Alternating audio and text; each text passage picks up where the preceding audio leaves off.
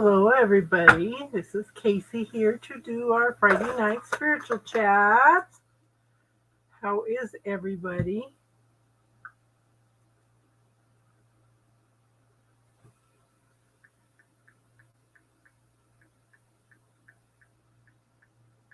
Okay, let me turn my phone off. Sorry, guys. I'm running late. I apologize. It's all my fault. What the heck? Okay. Hi, Samuel. Hey, Cece. How are you guys doing? Ooh, let me post this up there.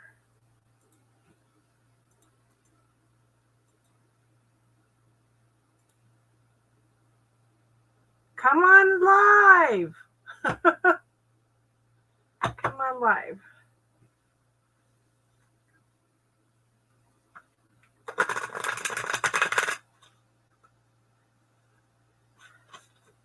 How was everybody's week? How's your son doing, Samuel?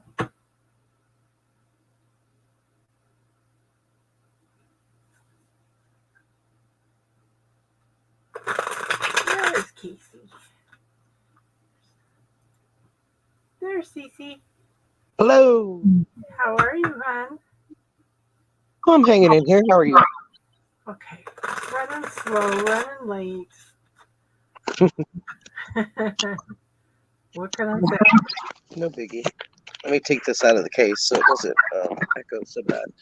Today's been an off day. I was up all night with Tinky last night. I was up late too, like 5 till 5 this morning, and then the meetings are always early on Fridays. So she, been putting triple antibiotic on her eyelid because she got a scratch and then it turned into this like big, I don't know. I don't know what it is, but it's been on there for a while, and I've been putting a little bit of triple antibiotic on it. But last night I put a little bit extra.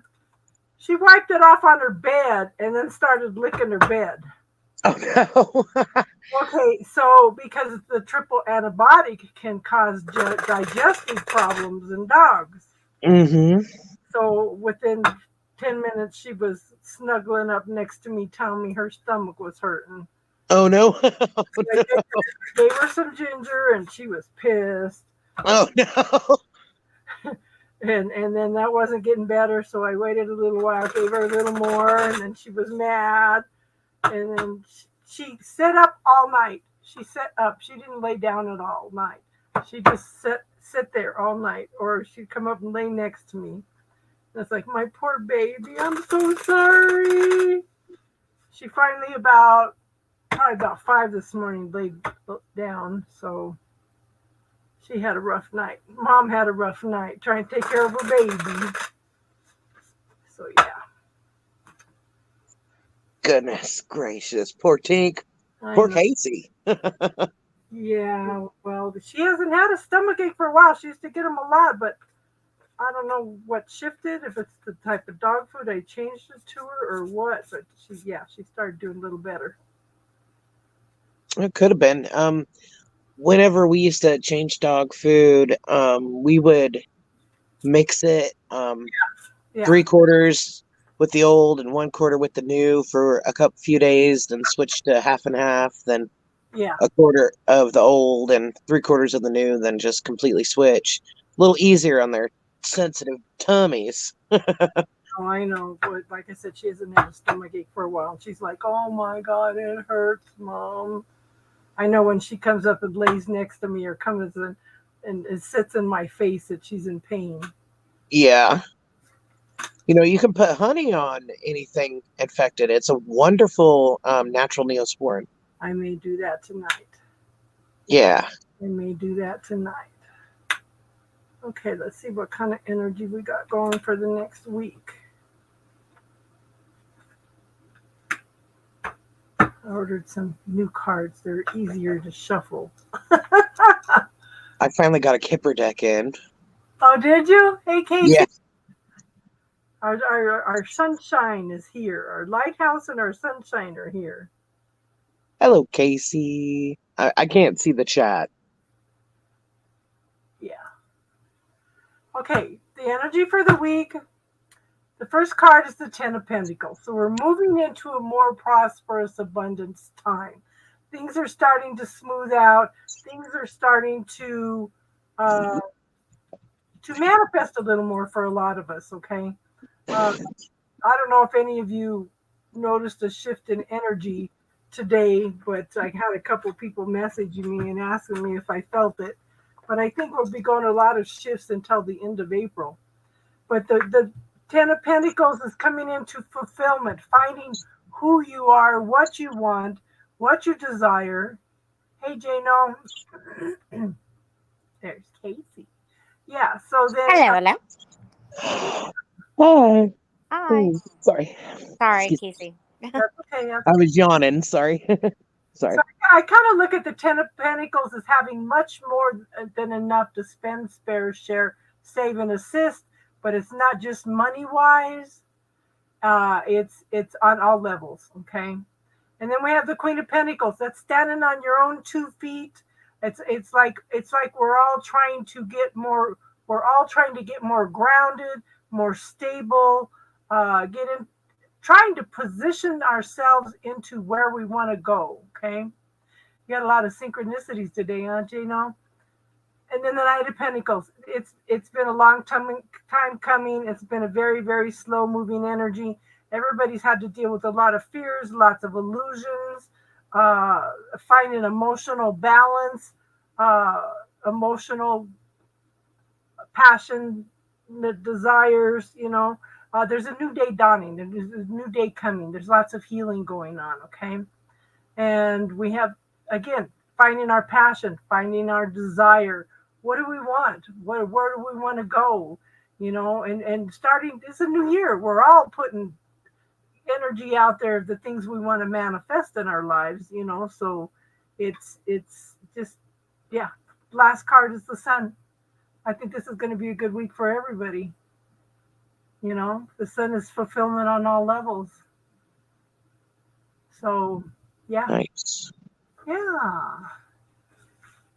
You could come on and talk to us too, So, how's Casey? Casey's good. Casey's very good. Casey's very busy. Casey's still working. I'm just trying to just send out some last minute emails. There's so much going on. I had such a good week. Like, I'm just like bursting of sunshine. I'm so excited about everything that's going on. I'm so happy. Ooh, I love hearing that. Yeah, and how much is that through your contribution?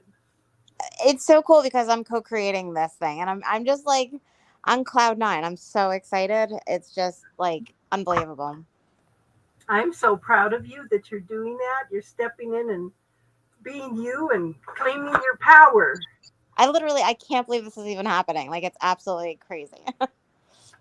I love that for you. Yeah, me too. And thank you. I just got off the phone with my VP, and he's like, "Oh, I just got off the phone with HR," and I'm like, "No, don't bring my up to HR." And they're like, "No, we want you to run this other initiative for the company." I'm like, "Oh my God, like, seriously?" I told you may end up being a trainer. Oh my God, I'm like pinching myself. Like, I'm just like giddy happy. It's insane. It's exciting, but it's all good. Like, I can't believe I get paid for this. Like, it's crazy. I love it. And you're using all the tools that you know too. That's what's great. You're pulling everything that you are and everything you've learned together and creating what Grand and Glorious Adventure Can the Universe and I create today. I love it.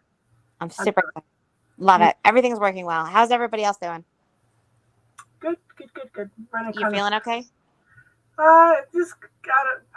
I was just telling him I was up all night with Tinky all night, so I've been running kind of slow all day. Oh, yeah. Well, slow is fine. I was a little worried. I was like, I called, you didn't answer, and then you weren't live. I was like, well, I hope she's okay. I was just praying for the best. Yeah, slow is fine, but yeah, slow is better than not moving. So yeah. Exactly. Yeah, my son-in-law tried calling the other night because he wanted to ask me about what do I look for getting an insurance policy, right? And he couldn't get a hold of me, so he called my daughter right away, and she called me on Messenger. But he had called in Messenger too, and it didn't come through.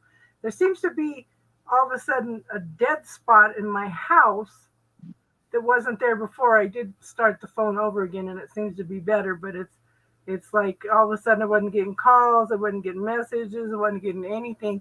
So he was all in a panic. Your mom's not answering. So she called. Oh my God, that's terrifying. Oh no. Everybody's checking on me. So I Well, had that's 'cause we love you. yeah, I know. I love you guys too. How's my sister? I'm good. I'm hanging in here. I've done a shit ton of shadow work, and Yes, she has. I'm ready for Wow. new Ready to come out stuff. to the light? Huh? Come out to the light now. Come out of the shadows. Yeah, I'm ready for new stuff. Yeah. Oh my God. New is everywhere. Trust me. Yeah. Yeah.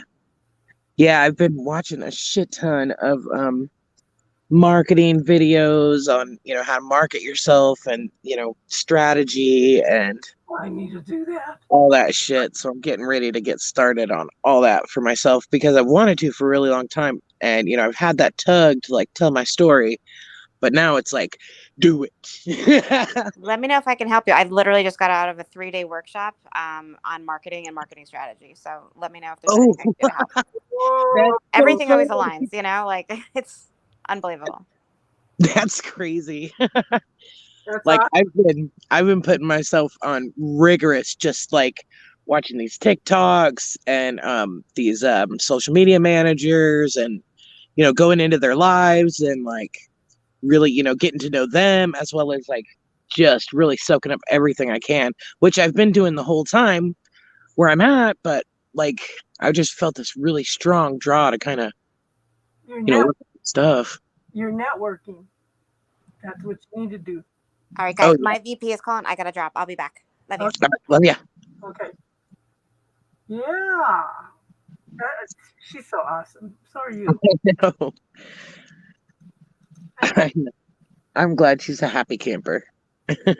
I know. I know. Yeah. Oh, does anybody have anything they want to talk about this week? How do we know if it's our intuition or our ego? Like, I should know this, but this has been in my head all day. Are you emotionally attached to the outcome? Are you second guessing yourself? I think would be more ego. The intuition is more of a just knowing. The ego is going to step in and throw a monkey wrench in the work.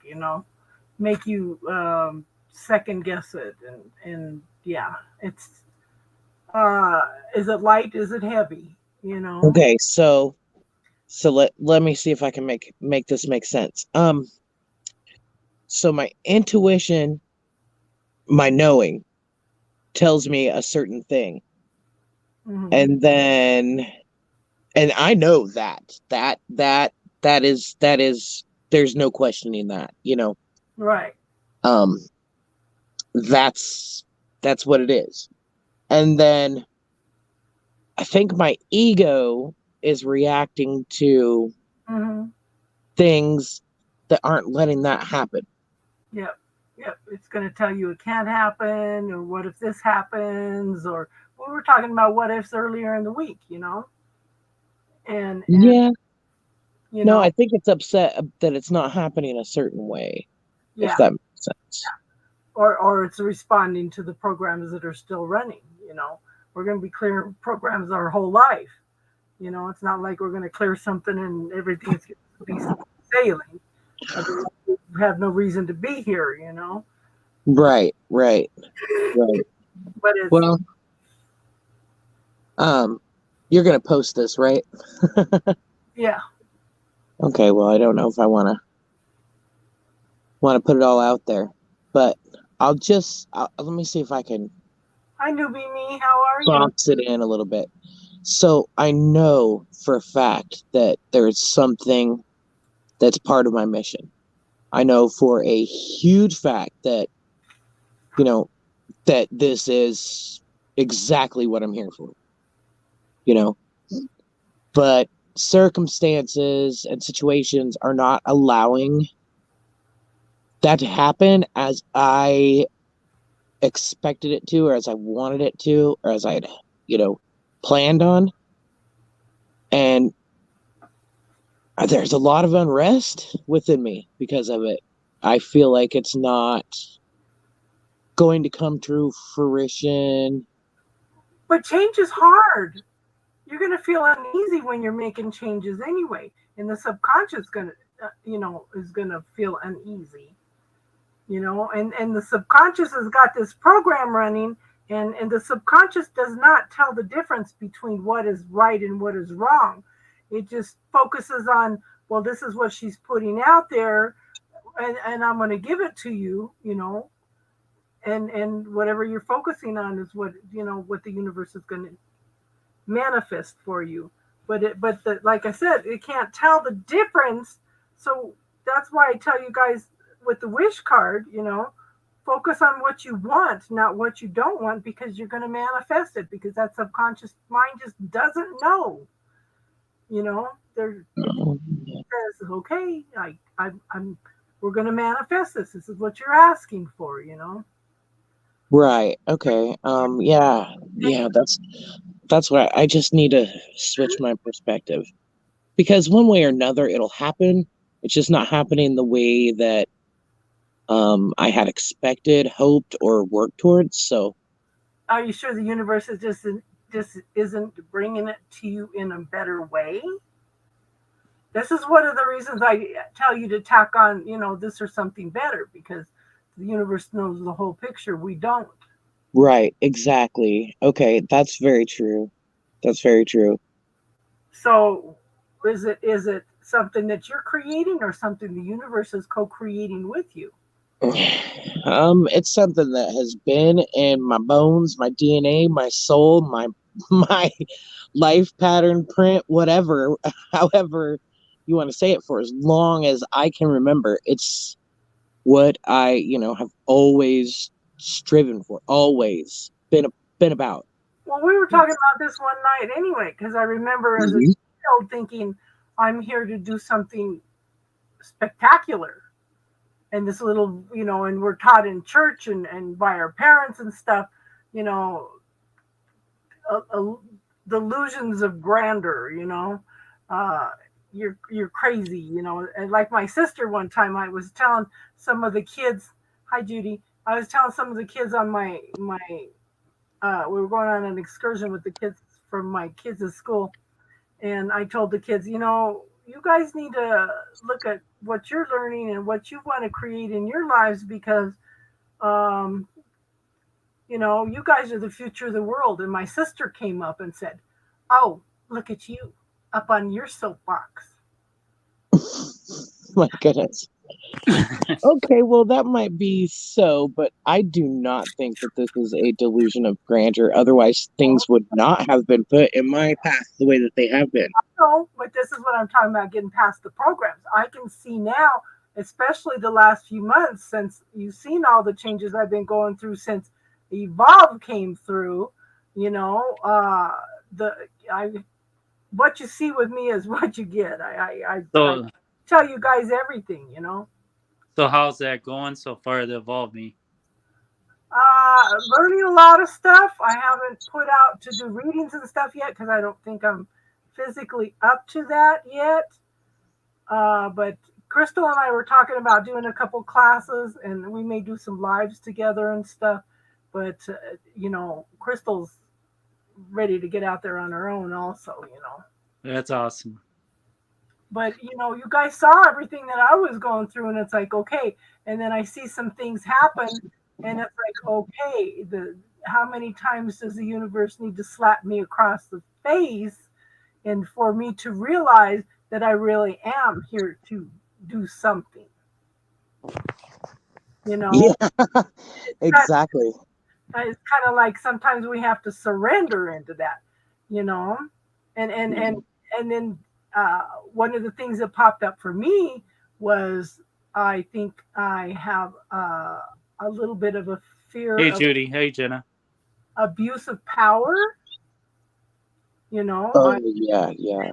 I'm trying to overemphasize staying humble, you know, and it's like sometimes we do need to pat ourselves on the back. Yeah, you do. You really do. I Yeah, had to in order to just, figure out my self-worth. Did you say Judy and Jenna, Jano? yeah, Yep. Jenna. Well, hello, ladies. Hello, hello. How are you guys? And how are you, Jano? I'm pretty good. Having a lot of synchronicities. So, what's Beautiful. going on with you today? What's going on with me? Yeah, what are all these synchronicities? Cal, hey, Yeah. I was Jess, who's Capella Wellness, who I follow quite a bit. I was watching her daily, and at the end, all these fives started coming up. Big changes. ooh, Somebody's coming to talk, and sure enough, I get a survey from Pizza because I had pizza today, and it sent it at 5:55. And then it talked about a little word goes a long ways, so that kind of synchronicity with what she was saying in her daily today. uh-huh. And then I went to the gas station, and the cashier said, "Oh, I think my total is like 17, 18." She's like, "Oh, you almost had angel numbers." I was like, Isn't "Yeah, I get that all the time. I get Mm, that angel numbers all cute? the time. I do." Isn't that cute how the universe just is like, Yeah, here's that's kind little, of like here's little, confirmation right there of yeah, everything that's been going on today. right. Here's these little trinkets and Yeah, yeah, it's like, yeah, that's a setup. you know, and the more you acknowledge that, the more it's going to happen. Oh yeah, Yeah. So it's just awesome. I'm just awesome. it is awesome. I just like I said, I'm just in awe of the universe all the time. You know, how much work goes on behind the scenes that we don't even see. They go Oh yeah. to work immediately to try to manifest everything for us. They have to arrange everything just perfect, get the people all lined up, the situations, Yep. everything, you know. And that's one of the things I say every night is thank you for everything you do for me, seen and unseen. You know, got Hmm. to acknowledge all that back work, you know. I need to like hang a sign that says something like that, like thank the universe every night for things seen and unseen. And then, for in the morning to what grand and glorious adventures can we do today, universe? Because sometimes I just get so caught up in the dailies, the crap that I have to do. I call it crap, but I really do love my work. And I just forget to, just take time to Oh really yeah. appreciate everything. What were you going to say, Jano? Hmm? What were you going to say, Jano? Oh, I don't know. I was just listening. So yeah, it's just what can I say? Even when I'm sitting at home not doing things, I have things fall into my lap, and it's like, wow, wow. Right, exactly.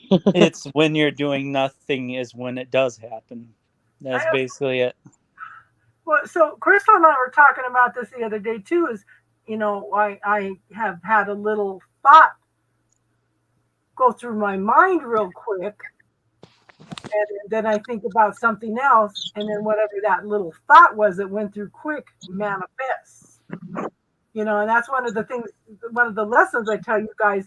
Have any of you done that experiment to ask the universe for a gift within 48 hours?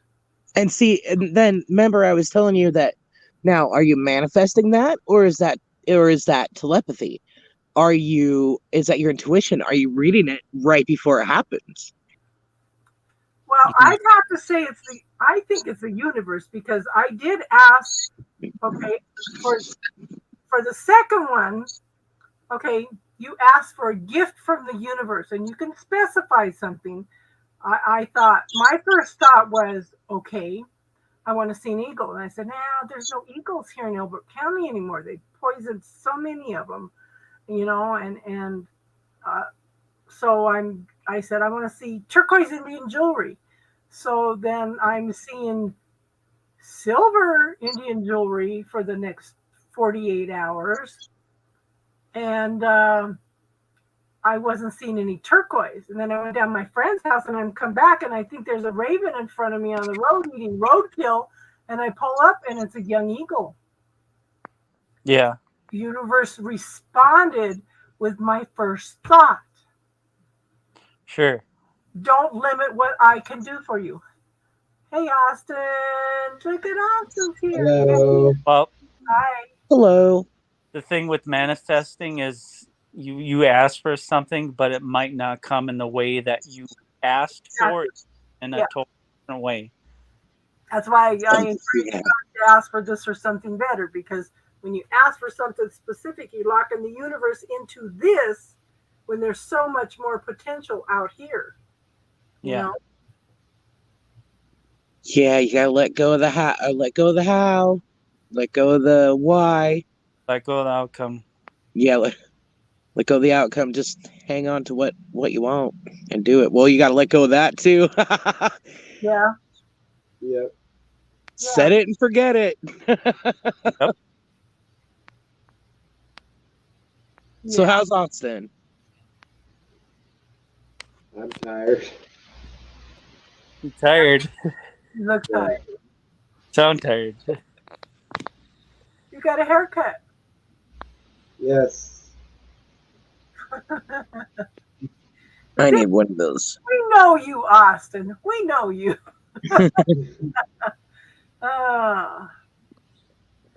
Yeah, Jenna, the B12 and he said that might be why. Yeah, I have the B12 anemia and I have the iron anemia now, and Okay. I'm having problems with other absorbing some other vitamins and minerals and stuff. My daughter found that on TikTok. She goes, Mom, this would explain what's going on with you. So he had me tested, and sure enough, that's what it is. Wow. What is it? It's called MTHFR.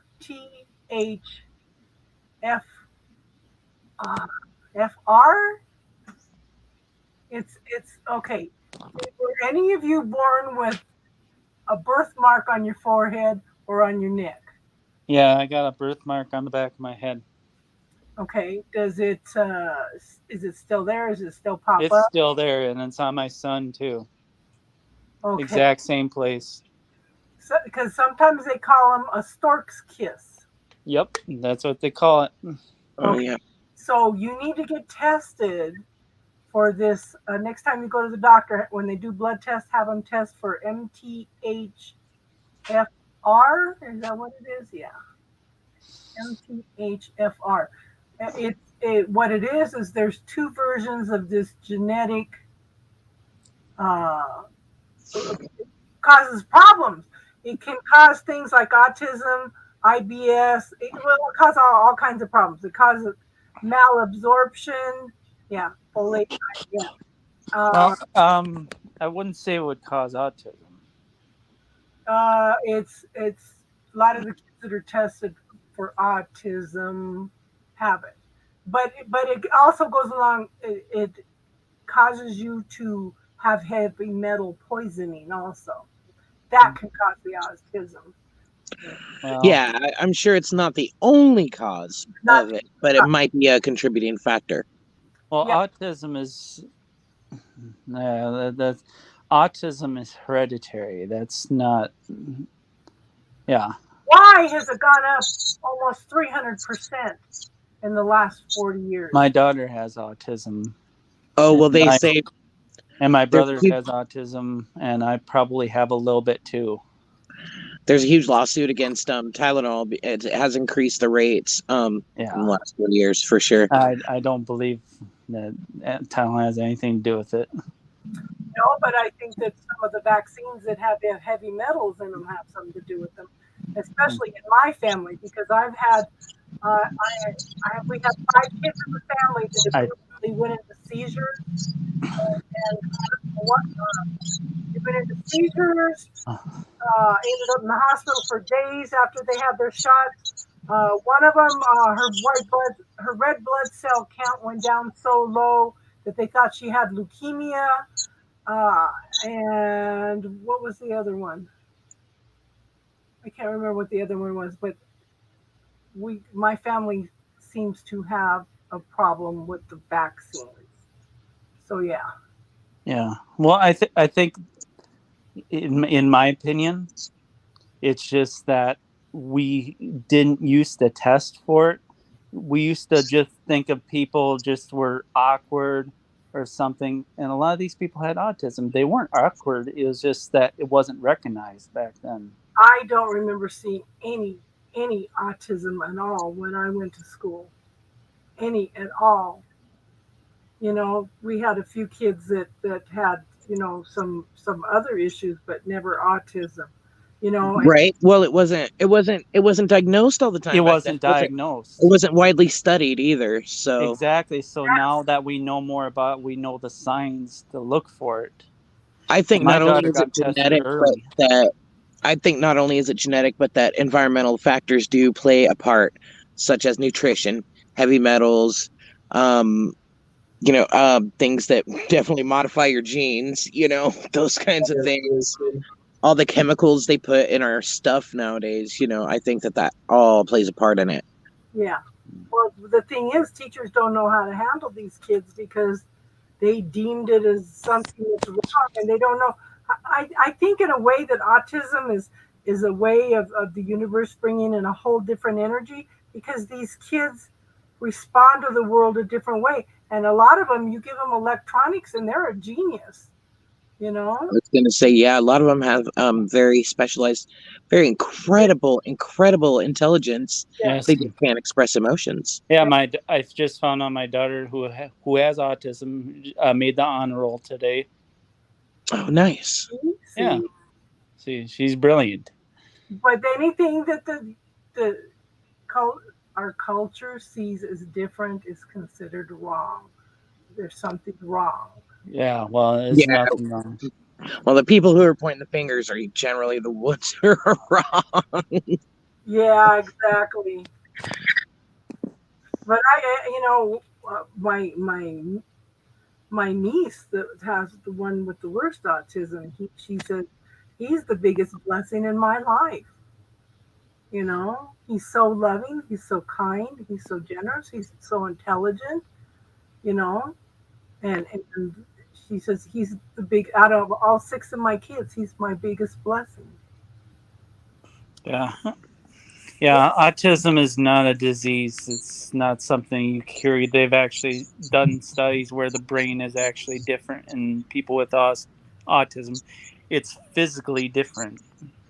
Yeah, there are a lot of those, like ADHD, a lot of those different I'm just going to call them labels of neurodivergence, they call them on the spectrum, or like I said, neurodivergent. There's nothing wrong with them per se, but there is a little bit of difference in their neural pathways, so they perceive or react to the world a bit differently than people with normal pathways. So there's nothing really to be scared of or anything like that. It's really something just to be aware of and to learn about, you know. Yep. I'm a firm believer, if you don't understand something, to learn about it, because otherwise you're gonna have fear. Yeah. And fear is just a huge. I've learned quite a bit. Anything that makes you uncomfortable, anything that scares you, educate yourself. Yep. Right, exactly. I wouldn't know so much about spiders if I didn't believe that. You're funny. Normal is sitting on the dryer. Yeah, normal is setting on the washing machine. Exactly. Yeah. Yeah. It's funny, and what what's normal for one person is not normal for another person. For instance, my norm is to get up and have mushroom coffee. I don't know how many other people in the room are doing that right now. I don't drink. I've never drank coffee. Never had what? I never have drank coffee. I tasted it once when I was little, and I said, "Ooh, this is awful." I call it mushroom coffee, but really it's got coconut fat in it. It's got cacao in it, so it's more like a mushroom hot chocolate that I put Rice Krispie Treats creamer in. Because it's delish. And the coconut fat makes it creamy already by itself. And it smells like coconut in the bag. So it's actually really good. Pretty fascinated with it. The lion's mane has made a huge difference in, my problems with my own neurodivergence, So, but I recently read somewhere that after you stop using it, you'll go back, you'll reset to where you were before. Not the coffee itself, but the lion's mane. So it says it'll take a few weeks to get out of your system or whatever. I haven't had any in a few days. I do notice the difference big time. Austin, has there been anything astrologically the last couple days that would be creating some shifts? Oh, there's definitely a lot of instances of spying, rumored wars, and that in what placement that's causing that is like there's like this placement going on. There's like this placement going on between like Mercury And Uranus. and Pluto. They're conjuncting each other, but they're squaring the moon. So what that indicates to me is that there's a lot of like snooping around, spying. We saw this earlier with the Chinese with the Chinese spy balloon, and that's also and we also heard earlier that the United States shot down another craft over Alaska. Yeah. It was the size of a car, apparently. Well, yeah, there's, but so there's a lot of spying going on. The U.S. spies in other countries too. So this is nothing new. Yeah, and it came out that we're responsible for the Nord Stream pipeline destruction, that kind of thing. So every country spies on pretty much every country. Yeah, not looking real good. I heard that March 23rd is supposed to be. I heard that March 23rd is supposed to be very significant, astrologically, and that that's. Thanks, Jojo. That's when like if something's gonna pop off or something like that, there's going to be some kind of significant change. Well, I know that Pluto is going to be ingressing into Aquarius around March. I thought Pluto was no, not Pluto. Never mind. Saturn is entering Pisces. Yeah, Saturn is entering Pisces. Yeah. And then Pluto is going to stay there for like 20 years, right? Yes.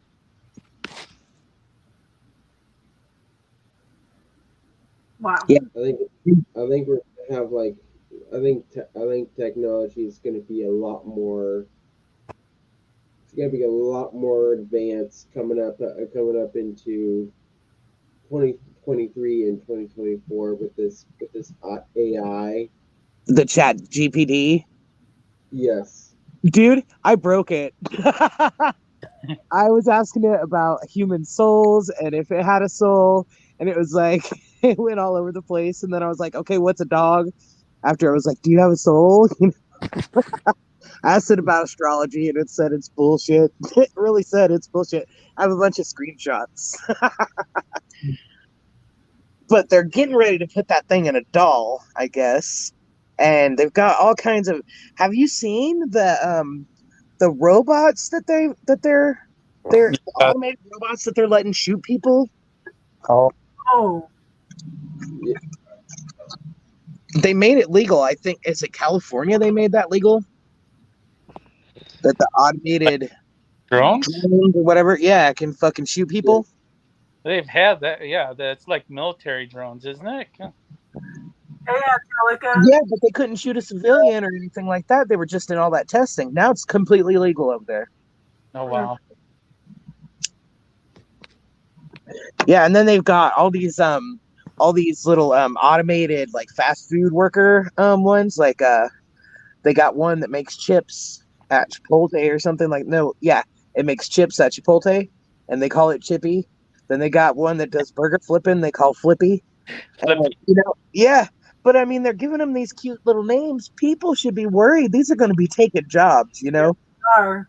Yeah.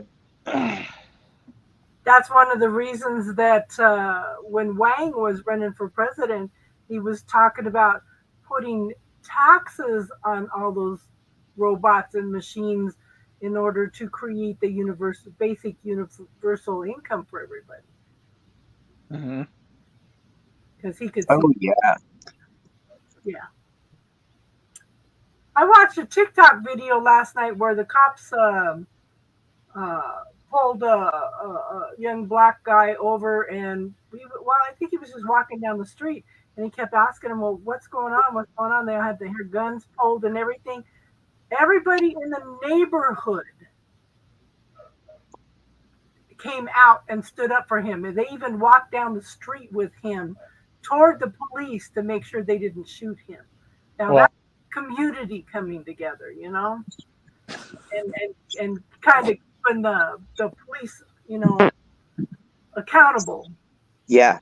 Speaking of community, so I found something on TikTok too, something I thought was really, really cool, and I think you guys might like it. It's called Barter Up, I think. And it is a site where you can trade anything for anything. Like this chick traded some focaccia bread for a printer. You can probably trade readings for whatever you needed, whatever people had on there they were offering. What channel is that? I think it's a whole ass website. I think it's called Barter Up. BARTER and then UP. Okay. I'll check it out. Yeah, I mean, honestly, the way that inflation is, the dollar bill isn't really going to be stable for much longer. The way that the stocks are going and everything else, barter system is fucking genius. Pardon my French, but I know. Things are shifting and changing. And I hate to say it, I don't make anybody paranoid or worried or anything like that. But I mean, and really, I've always been about a barter system anyway. I think that we should. I mean, and we do anyway. We barter our time and our skills to our employer for money, as it is. So why not barter our skills or our goods or wares or whatever to someone else for goods or wares or skills? Like somebody's got chickens, somebody's got cows, so somebody's trading milk and beef products for chicken and eggs. I know people out here that are to keep their agricultural status. They have to have cows on the land or something like that. They won't consider cows, and so what they do is they put 4 cows on these people's land, and exchange for them for their cows, they put up all the fencing and maintain all the fencing and stuff. That's Oh gosh, Jenna, you remind me of a movie that I saw when I was a little kid. the world was overpopulated. There was only 1 square mile of earth left where there was not somebody living on it. And you had to be registered to have a pregnancy. You had to have a license to have a baby, right? And this woman had got pregnant and she didn't have a license, so her husband ran in this race to get a piece of this 1 mile piece of property so they wouldn't arrest his wife and kill her for not having a license. And that's kind of like China. Yeah. Oh man. Yeah. And I remember, you guys should watch what's it called? It's a Charles Heston movie. Soylent Green. Oh, it's people. Yeah. Very Yeah. parodies of that. Another thing about this this Mercury Pluto conjunction is that we need to look out for any hidden agendas going on with other people. Like do that yourself. Check the intentions of other people in your life. They may have like some sort of ulterior motive going on with you. So that's what I can see with this Mercury Pluto conjunction, is that there's like ulterior motives, hidden agendas. This is also happening. This is also happening around the United States, with the governments as well. But check your life. Check the people around you. There may be some ulterior motives, or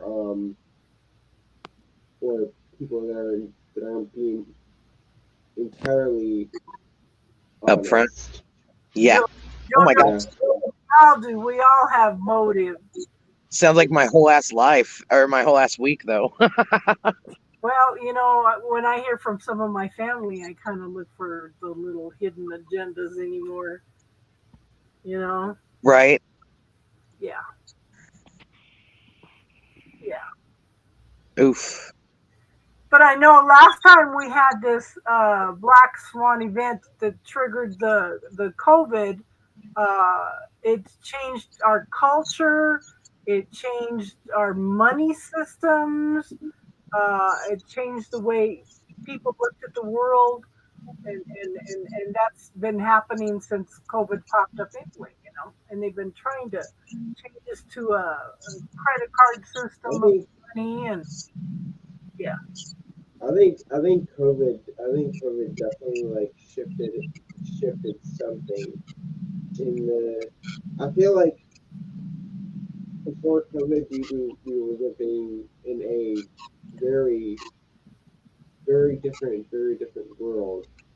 Mhm. After COVID, it all felt like it completely shifted, and like people were like, I feel like some people had like some awakenings, because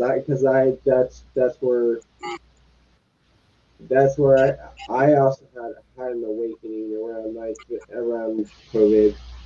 Like it made me like question the religion that I was like following, and I feel like that's why there's like this huge like feud over like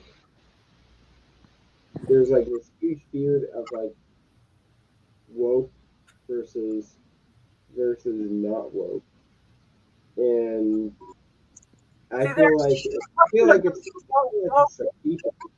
Yeah, there's I feel like the people that are rebelling against woke is like, I feel like they're going through that awakening process, but they're not allowing it, because it's so new to them, and because they're in that mindset where they've been programmed by religion, programmed by tradition, Hmm. they resist that. And The new normal is totally different. yes, And that's what we're supposed to do, I think, is just continue to spread awareness and help yeah, bring people to the realization that those programs and those belief systems, those um, what are they called, Casey? Points of view.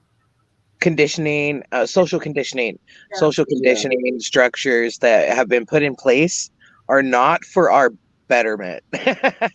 It's yeah. it's population. I mean, it's not like population control, but it's like, you know, to keep What us sheeple. what else is possible? What Yeah, kind of world, exactly. what kind of world can we work with the creator to shift and change to a better place? Well, that's Well, what we're here to do anyway. That's like we had one guy on here that comes on occasionally, isn't for a while, but he came in and I told him one time, I said that's all and good to know the history, but are we learning from the history? And instead of focusing on what has happened, focus on what can we do to shift and change this. He got quiet. He didn't know what to say. But that's what matters. I mean, yes, we need to learn from history so that we don't repeat that shit. But we really have to take the lesson, learn that lesson, put it into action, and create a different outcome for the next time that these things spring up. Yeah, yeah. That's evolution. yeah, Yes. yeah. Otherwise, we're stuck in the same old cycles, running around the same old paradigms, doing the same old BS. And we're not growing, staying stuck. And I most feel of the time, people don't even realize it. I feel like all these religious groups are kind of like fearful of like maybe they know that when Pluto goes into Aquarius, this whole the whole nature of the no the whole the whole belief the whole belief of spirituality is going to is going is going to change, that they're they're like they're like worried that people are gonna stray away and do their own thing. And I feel like with this Pluto and Aquarius coming in, I feel like I feel like there's going to be some. I feel Another like mass shift. I feel like I feel like religion is going to become Yeah. somewhat obsolete. Yeah. Mhm. There is a massive spiritual awakening coming. There's going to be a lot of truths that are going to be made known that's going to upset a lot of religious organizations, because a lot of the perceptions of, like, even Jesus, a lot of Yeah, perceptions that religion has taught about him were wrong. Yeah, Right. because That, like I said, I watched that video where this, it's a comedian. He's on YouTube. He goes around and interviews people around the country. He's in a Southern Baptist church and told this lady, if Jesus was here, would he not invite black people into your church? She goes, yes. Boom. accepted everyone. That's the problem, is that Yeah. people don't realize he was more than just, his purpose wasn't just absolving the world of his sins. It Right. was He us unconditional love, acceptance, right. tolerance. He was teaching the Christ consciousness. He Yeah, was teaching us how to shift into yeah, that loving reality and how to reconnect with Source God and to become one within ourselves, to become whole in order to serve. Unfortunately, a lot of religious organizations twisted it to their own gain. Exactly, because if people knew how truly powerful they were, they wouldn't need a shepherd, and they couldn't. The churches wouldn't have the power, and they wouldn't be able to have people paying their tithes or get all that money to keep them going if people knew. So they had to keep them in the dark. Yes. And that's why they're pushing governments to restrict abortions, to restrict many rights of the LGBTQ community, is because they want to. They're so scared that they're becoming obsolete, that they're trying to get the government to go along with what they want in society. But I believe but I believe that's going to backfire on them in pretty much in 2024. I feel like the government's also going to shift. I've seen some people talking about lawsuits already because of the separation of church and state. Yeah. My son-in-law brought up something. He was raised in the Greek Orthodox Church.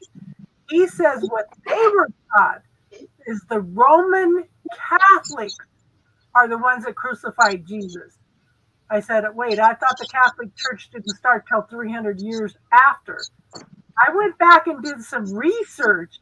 It even says somewhere on the Catholic site that they were around in the time of Jesus. They're the ones that have taken his teachings and twisted them around in order to keep the control of the masses. That makes a lot of sense. That's why there's a lot of misinformation out there. Yes. Well, I mean, the Vatican is like the most powerful thing, But really, you guys were talking about the shift between religion and people coming to spirituality, that kind of thing. I checked out a study not too long ago, and I think that Christianity is now just over half of the most practiced religion in America, like 58% or something like that. Yeah. Yeah. And it used to be like a staggering 80 to 90%. Yeah. Yeah, now it's steadily declining. Yeah, and you see the people on TikTok talking about, this is when I got illusioned about the Christian church, because this, that, and that happened. And it's like, well, yeah, but then too, what we take a quick double check too is the heads of the churches are controlling women and abusing them and molesting them and cleared out small children. That's How many priests? I mean, they're always joking about, priests and 11-year-old boys. You know what I mean? Like, sorry, that's disgusting to say, but I mean, this isn't like something new. People in those places, in that place of power, have abused it for many, many generations, and people are recognizing this, and they're starting. I mean, they're not just starting, but I mean, it's really taking a hold, because you can't trust the people that are supposed to be leading you in your faith. I mean, what kind of faith are you really? Well, that reminds me of something too. A point I was going to make. The whole celibacy thing is the whole idea with Jesus never having a wife. That's untrue. He did have a wife, Mary Magdalene. He had Mary Magdalene, and her role was so, minimalized by the church. Except she had a much huger role in his life than the Bible says. Right. Because they wanted to make him seem so holy, Yes. But the thing is, she's probably the one who started Christianity. After he died, she left and carried on, since she carried on the word with a few of the prophets. She helped him. she told the disciples, well, you're supposed to, this is what's supposed to happen, this, that, that, that. And one of the disciples told her, why would he tell you that? Because you're just a woman. They are the first divine counterpart couple. Mhm. Jesus and Mary. That is the first divine counterpart couple. So my son had brought up a point. He says they're doing all this genetic testing and stuff. He goes, they're actually making you pay for the genetic test, but they're actually looking for specific bloodlines. Oh yeah. Yeah. That would kind of make sense. But then I was watching a gal on, she was in a sex trafficking thing and ended up in an international one. They tested her blood and she had a specific bloodline in hers. So that made her extra special also. And it's like, what is this bloodline that these guys are looking for? Yeah.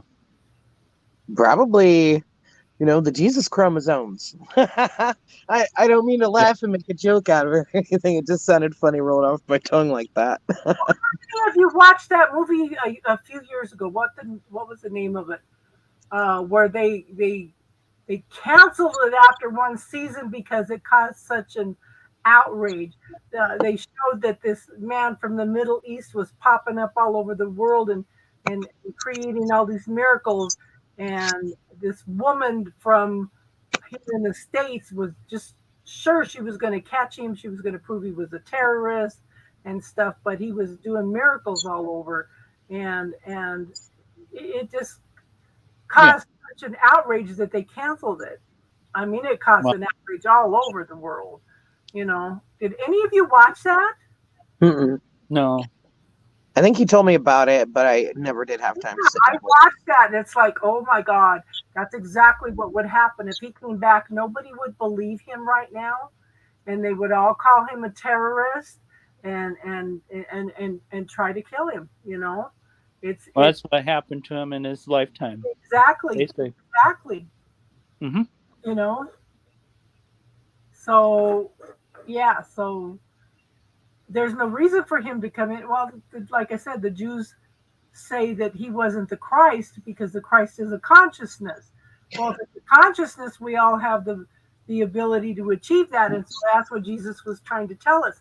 You can do all these things and more, Right. Something else I figured out, or I recently came across information about, is so the Gnostics believed that there was a group of these gods, and there had to be a feminine and a masculine in order for them to reproduce. Well, one feminine decided she was going to reproduce on her own, and the creation that she gave birth to, was named the Demiurge, and it was not right.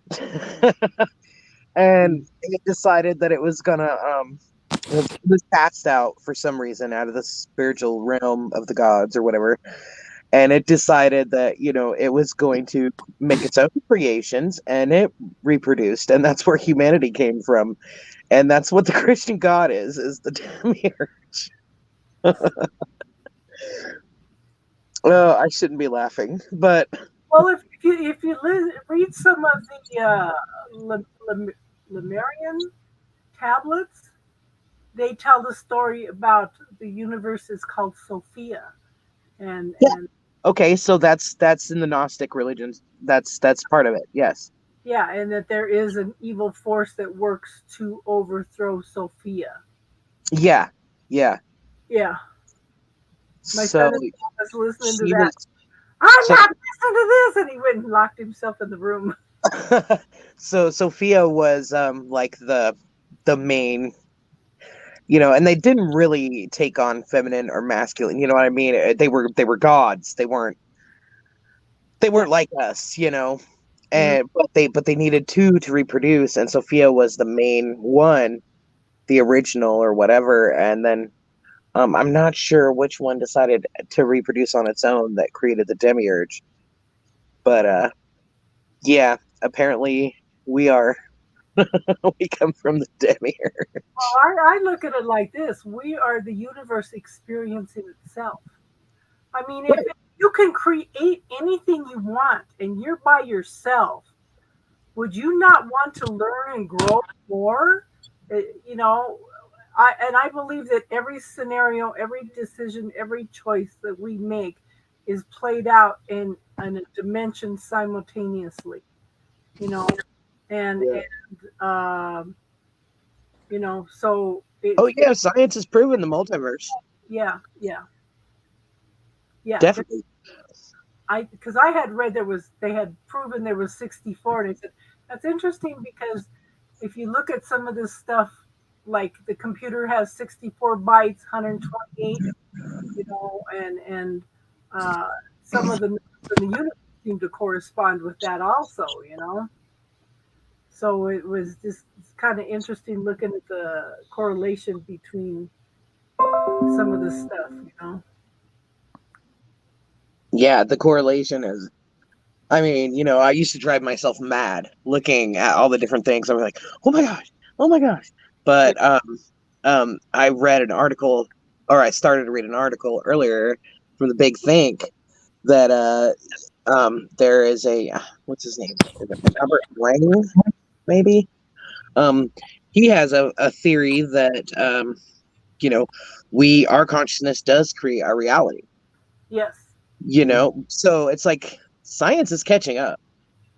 Mm-hmm. Quantum Definitely. physics, yeah. You know, any of you that haven't watched What the Bleep Do We Know, watch that.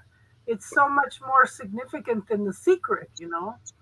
And it's and I guess one of the reasons that I like the Native American language for the last 45, 50 years is because it seems to run along the lines of quantum physics also, you know. And they have tried to hand down teachings word for word and stay true to the teachings and stuff, and they're probably more accurate than any of them, you know. Yeah. Okay, So so I had to look up. I had to Google the demiurge real fast because I mean the name itself just is kind of comical to me. I don't know why, but it's comical to me. It says a being responsible for the creation of the universe. In Platonic philosophy, the maker or creator of the world. In Gnosticism and other theological systems, a heavenly being subordinate to the supreme being that is considered to be the controller of the material world and antagonistic to all that is purely spiritual. Mm-hmm. Yep. Really incredible teachings out there if you like look around a little bit. know, you know, read everything, learn everything you can, and then find your own truth. You know, that's all I could say. You know, we all have our own truth. We're not all of us are always going to agree. You know, and it's just I encourage everybody to find your own truth. I was telling somebody that the other day. Everybody's right because it's their own truth. You know, you can't argue with somebody and try to change their mind when they've already got their own truth set. You know, you Right. learn to agree to disagree. Right. And I'm not saying, hey, go believe in this. I'm just saying this is some really, really interesting Yes, it is. um Yes. information that I stumbled upon, and I was like, huh. Because I think the video that I saw started out with the Christian God is evil. I was like, ooh, that's gross. I don't want to watch this. And then I was intrigued anyway. Yeah. So I watched it, and they were like, let me break it down for you, and then went through how Sophia was the supreme being or whatever, and um, then the demiurge was created not of two gods pairing. You know, it was a singular creation, and it wasn't right, basically, and that it created the world. Yeah. So really weird. You know, one thing, Huh. one thing that I was like thinking what I was thinking about is like the Old Testament, the Old Testament God. I feel like he's more equivalent to Zeus. Yeah, he was angry. He was hateful. He killed Yeah. people. So that's the demiurge, the Old Testament God. Yeah, yeah.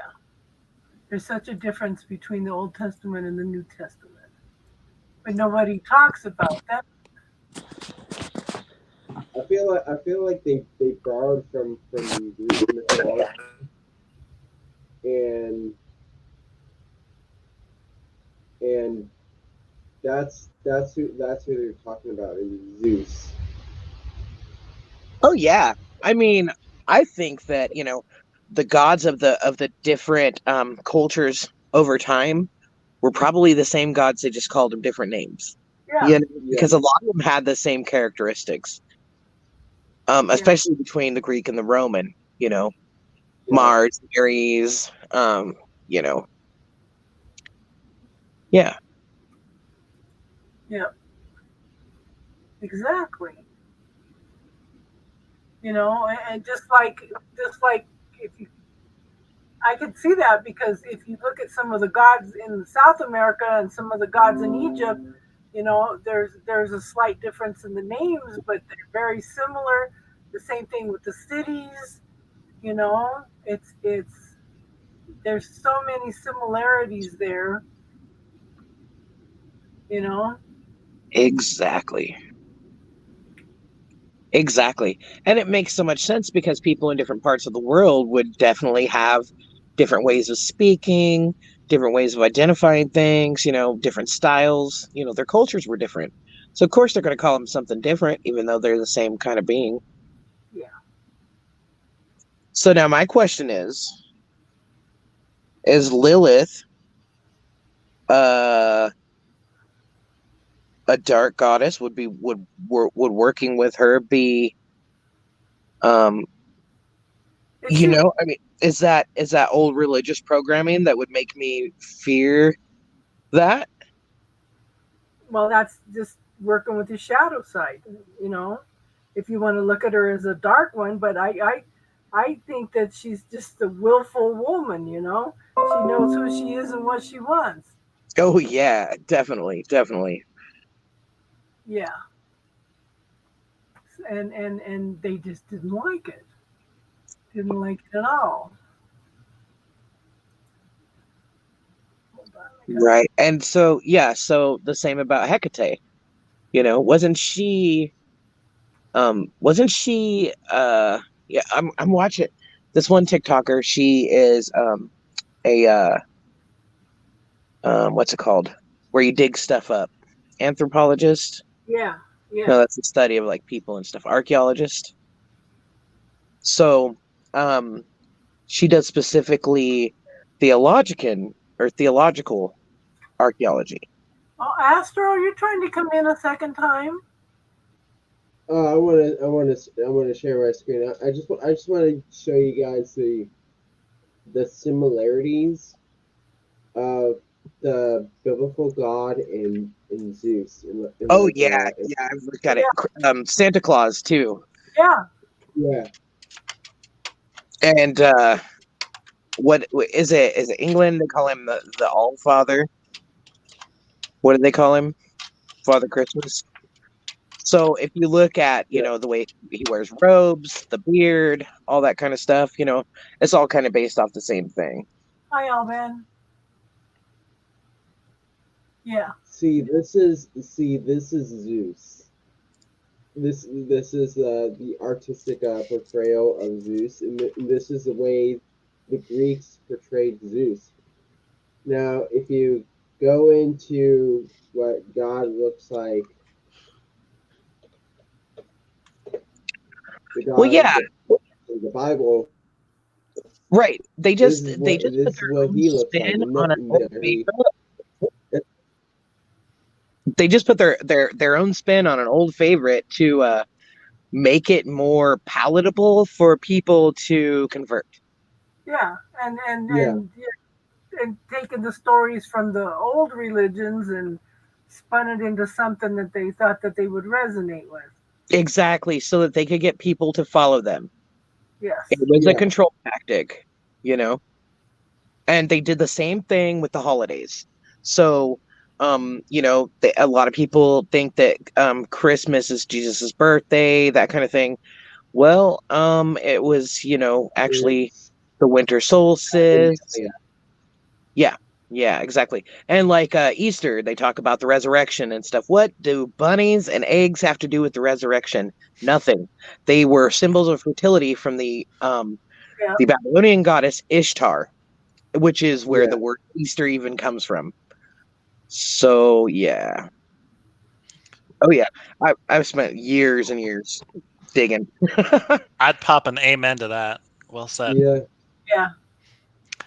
I think another historical, if you look up Johann Tetzel, when you think about money in church is a great thing that has gotten misconstrued over the years.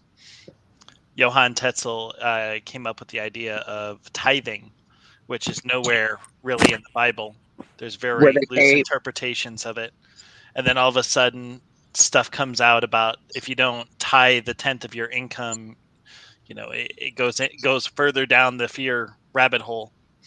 And it's because churches needed money. exactly. That's what I was saying earlier about, it was a way to get people to pay them, and that way they stay in power. If people knew how truly powerful they were, they wouldn't need a shepherd.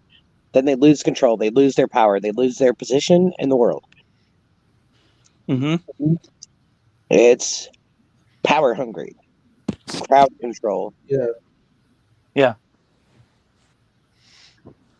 Oh yeah, Jack, you should come in and join us. You have lots of information on all this stuff we're talking about. Woofster, hello. Yeah, so it's there's so many similarities, so much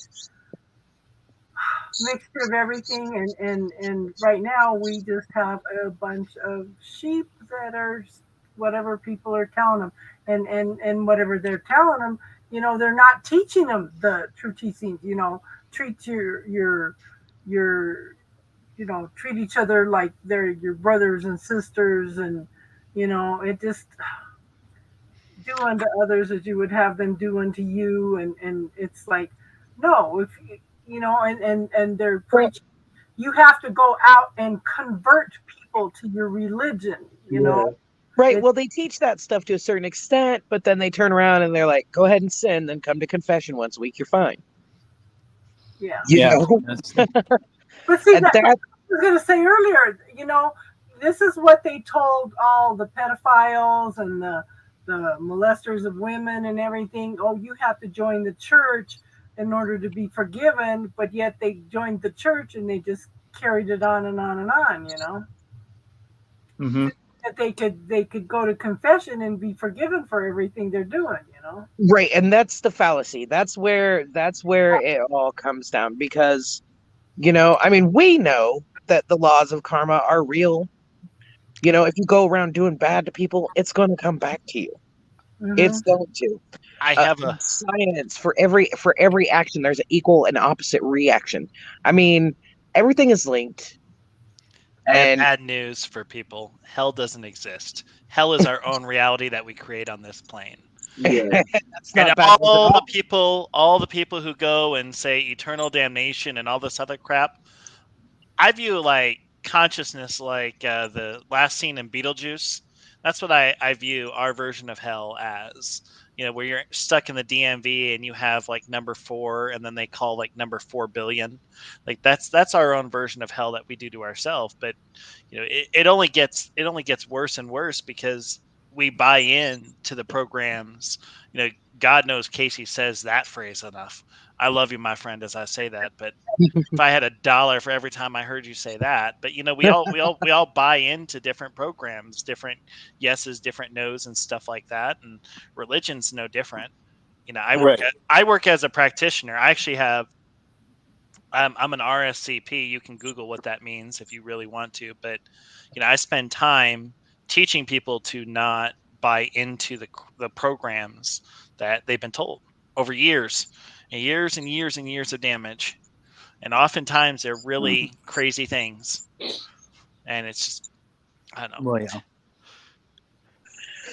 I have to agree with that. So reality is definitely subjective. It's up to perspective. That's what creates our reality. I mean, and as Casey says 1,001 and 100 times, and I'll repeat it too. Find your own truth. What's right for you? What resonates with you? What gives your soul that tingle or makes it sing? I mean, that's your truth. So find it, stand it, live in it. And I actually know, Question everything, even what I tell you. Yeah.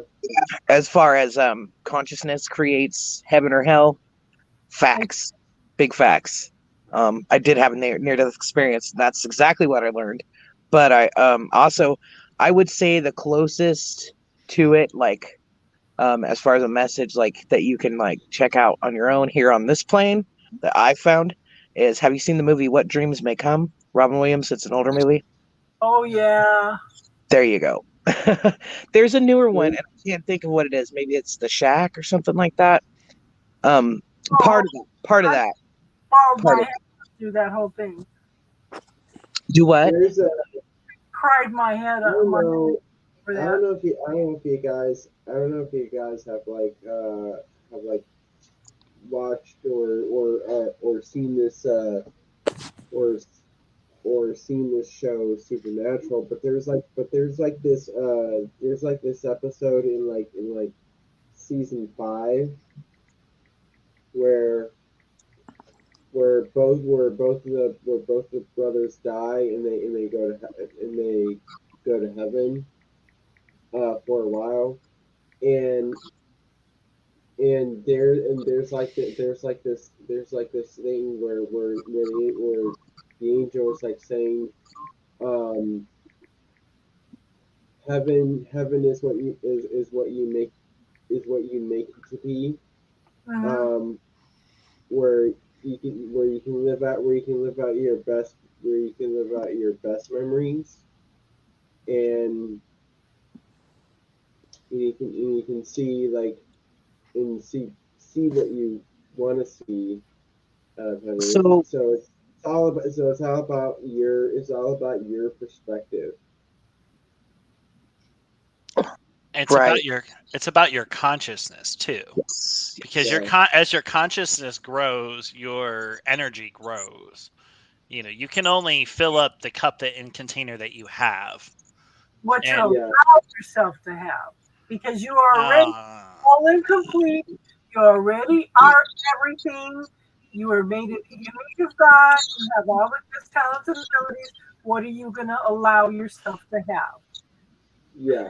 But many people don't know how to change the container size of their cup, Casey. That's the problem.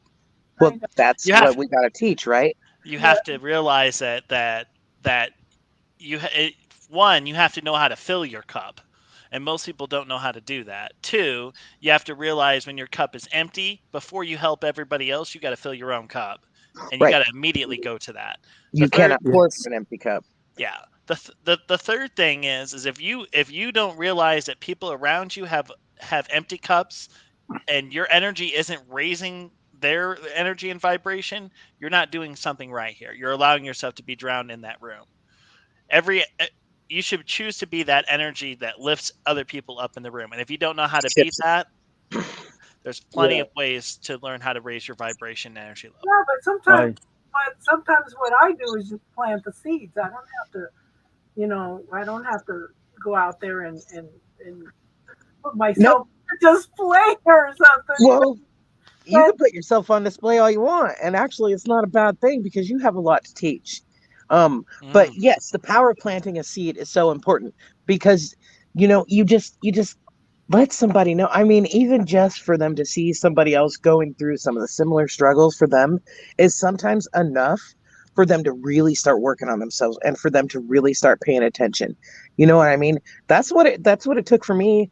I saw creators out here, teaching about healing and shadow work and stuff like that. And that's what it took, was to see somebody on their own journey doing the damn thing and talking about, how they used to be homeless, how they were down at rock bottom, how they were an alcoholic, and how, they looked around at their life and they were like, no, I don't want this anymore. Yeah. And they started willingly looking to work on themselves and to change their reality and to change their perspective. And sometimes that's all it takes, is being that example. Yeah. I think this is a self pep talk Well, right now. well, one thing I'd like to bring up is that in society, there's a huge imbalance between the inner child and the adult. People get into the whole adulting thing so much that their whole inner child basically disappears, and it brings down their vibration. It brings down their joy in life. Um, People have to get more into their inner child. They can't forget about it, and so You know, many people do. They like stuff it away. we talk about the inner child as if You it's know, a separate entity, but it's really part of us. It's It's the it's supposed to be balanced. right. It's the part of us that started out this world Yep. raw, and then it started getting conditioned by the Yep. different traumas, the different neglects, the By different societal the different influences. things that happened to us during that time. And really, I mean, we can take lessons from when we were a child, like dance like a toddler. They don't care if anybody's watching or not. I People don't even realize that there's an inner child, you know? Yeah. what somebody said to me. Like I was like talking about being woke as like something more than going than social justice. Um, I was like saying being woke is like being being open to more mindsets, more perspectives. And somebody said to me, "It's like, oh, being woke is childish." Well, They said it was what? definitely it is. It's like you're getting into your inner child, and I believe that we need to be a bit more into our inner child. That's why society keeps somebody brought up something on Twitter, like why are young men depressed? Is because they're constantly living under society's expectations that they have to be the breadwinner, that they have to have the girl of their dreams. They have to they have they have to be strong. Well, they have to be physically strong. They have to be like this macho macho personality that is expected to them. It's like nobody allows them nobody allows them to live their own life. Nobody allows them to live their own personality. And coming from myself, I don't see myself as that macho personality, and I'm fine with it. But Right. there's like a lot of other people that would just like put down people that put down men that have this mindset, and that's what makes them depressed. Well, It's that's the it's not whole it's not balancing it's just divine feminine because and masculine. yeah it's just I believe this whole thing with feminine and masculine is just like it's like what energy do you come into? What energy are you putting into the universe right now? What energy are you putting off to other people? Mhm. You know, the And bigger the so bigger trauma though is the fact that generational programs have existed from handed down yes, from father to son, grandfather to son, grandfather to yes, grandchild, that says you can't cry, suck it up, buttercup, you got to be like this. yeah, It's generational programming that exists from parents to children, and it's only gotten worse with the polarization of our society and the extremely viewpointed individuals who have different orange skin pigmentation, that people who are lacking consciousness and awareness and have this vision that being a man is having some chew and having a shotgun and driving a pickup truck. Yeah. And the only person who hates the phrase "man up." I mean, it's the idea of toxic masculinity has been around for decades, but what has gotten stronger is the vitriol behind it, and the persistence behind it, and the continuing pressure. That's why there even in 2023, there's such a hard time for men specifically if they're LGBTQ or transitioning. There's such a hard stigma about being that, and or coming out of the closet, and or showing that orientation in a lot of places in our country. And it's sad that we can have some states where we're progressing so much and we're making really great stride as society for acceptance, and then there's other states where we're in 1962. So Yeah. Well, I think that's what we're supposed to be doing, though, is healing that generational trauma. I mean, I know that I had to clear a ton of blocks around self-worth and just not feeling like I even deserved money. Just that poverty mindset that money doesn't grow on trees. And my grandpa was raised in Depression times, so it was like wash your tin foil, save your bacon grease. Type of, you know what I mean? It was just very penny pinching, don't throw anything out type of mentality. And that kind of mindset really keeps a person stuck. Like, I didn't even, want to take money for all this work I was putting in because I didn't think that I was worthy of it. So I had to clear all of that stuff. And I've been really working on all that stuff and learning my own worth and learning that, that there should be an equal exchange there, that I am worthy of anything like that. And it's not for the faint of heart. I'll tell you that much. No. But it's absolutely necessary, because if we don't, go ahead.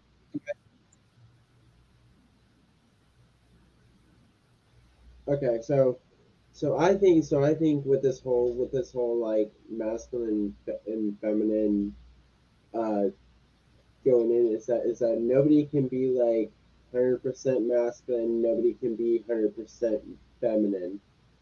I feel like we're born with in any way, yeah. We're born with both. We're born with both energy. Absolutely. And it's a duality. It's our choice. And sometimes we choose to lean on the feminine. Sometimes we choose to, and most others would choose to lean towards the masculine. And I feel like we need to teach that, and that's why we have the transgender community, is that they teach us that nobody is 100% masculine, nobody is 100% feminine. It's all balanced. And sometimes we just lean into embody one side or the other a little more. Yeah, and we do that in times of need too. Like these days I've been embodying the masculine because I'm out here trying to make this money and make this house work. Yeah. I kind of look at it as, it's I just kind of look at it as, we shift back and forth as we need the masculine or the feminine, Yeah. Right, exactly. And we do, and that's what I was saying. In times of need, we embody which side of the duality we need. But it's all about the duality. It's all about the balance between the dualities. What is right for you? Like Casey says 100 million times, find your own truth. Yeah. I know Joan rolls his eyes every time I say that. Oh, one thing about the trans thing that you were saying, um, you know, if you look back, even in the Bible, they had eunuchs, you know? Yeah. So I'm just saying, like that's not anything new. That's just something new to society that, has become popular. It's because it's a thing of controversy, and if there isn't something to create a division, they're going to find something else to create a division about. Because if people were united and knew how truly powerful they were, they wouldn't need a shepherd. I'm never going to Yeah, stop saying that either. the whole concept of man and woman is very like societal. Like I feel like we're all just like we're all just like we're just like people. We're humans. We are born. Exactly.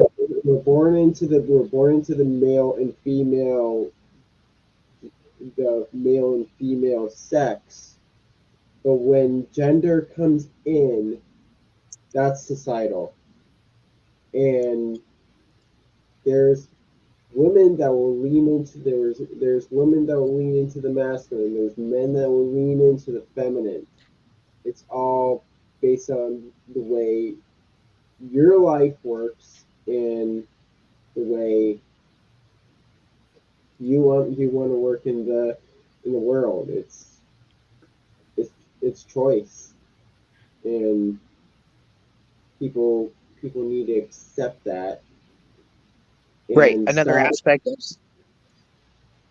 Another aspect of subjective of reality is subjective, and it's all about perspective. I mean, what works for you, and if we could just like stop judging other people Mhm. because they're on their own path and they're Right. in truth reflections of source anyway. We all are manifestations of source, so therefore we're reflections of each other. So you know just kind of be and let be. That would be great, Yeah, man. I sound like a granola hippie. I think I need granola because I'm already a hippie. Yep. I hope everyone's having a wonderful time. yeah. I feel like people that judge others should just like stay in their own lane, not like not like barging into other people's lives, like the way these religions are doing. Is like they're just being a nuisance, and they're disrupting the flow of they're disrupting the flow of the universe and the way the universe wants this world to work.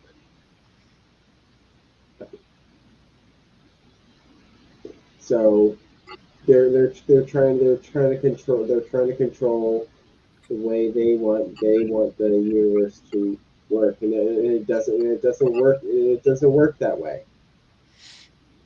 Well, I mean, of course, it's a power struggle. People who covet power, or I'm going to say entities here, or energies, I'm going to say energies here, energies who covet power don't want to lose that power. So they're going to create situations that continue the paradigm that is prosperous for them. Wait. Yeah, one thing that really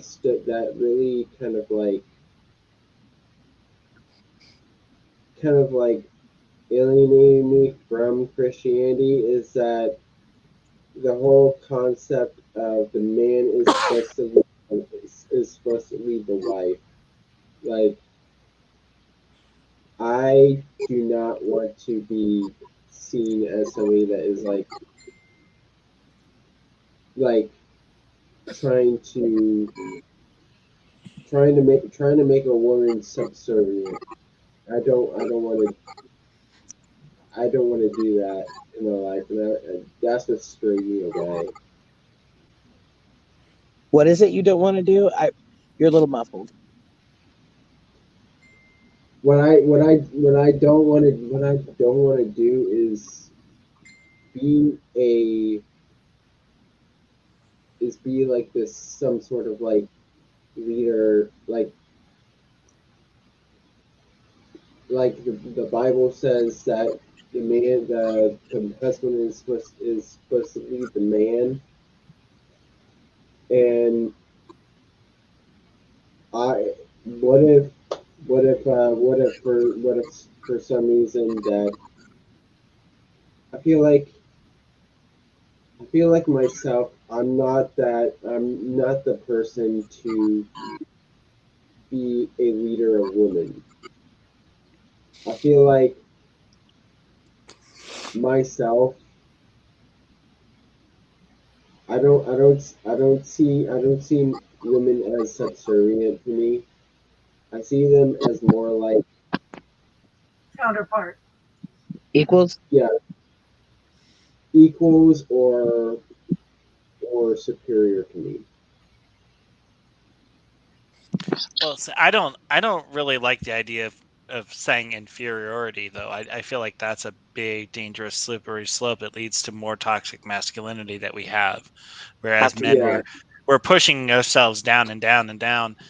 I look at it. I've just been married a little less than a year, and so I'm learning on the newlywed train here. But my wife is brilliant in many different things. She's an excellent teacher, and she plants seeds every day and creates kids that are better. Good night, Jack. Good night, You what? Webster. Good night, Jack. Jack. Yeah. Good night, Webster. That's incredible and noble. I think that people who work with kids, they're molding the future of this planet. So that is imperative. I think that teachers are highly underpaid and overworked and underrated. They are. Mm-hmm. I agree. Definitely. And they have more influence on our kids than we even realize.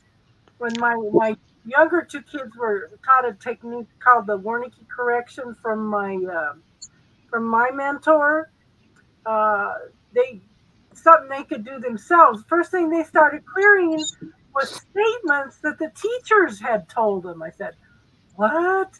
I'm trusting my kids with these people, and this is what they're programming my kids with."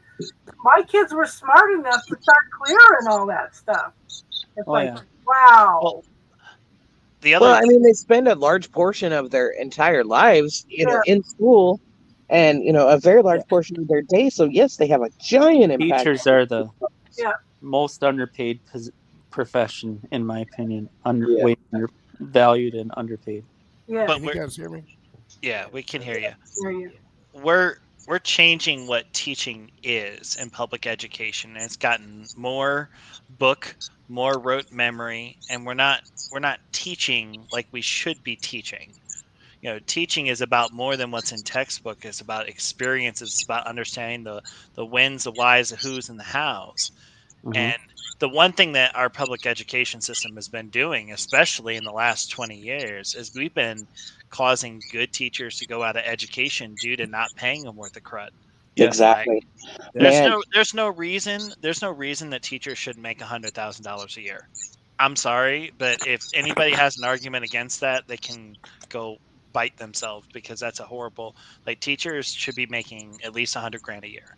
If you put up with half the crap, yes. Well, it's a matter of who's most important to society, and right now, you'll find that. I mean, by the same token, I mean the garbage man should be making the same amount as well. The teacher's more important for what happens in 20 years and as a society, but the garbage man is more important for what happens in 20 days.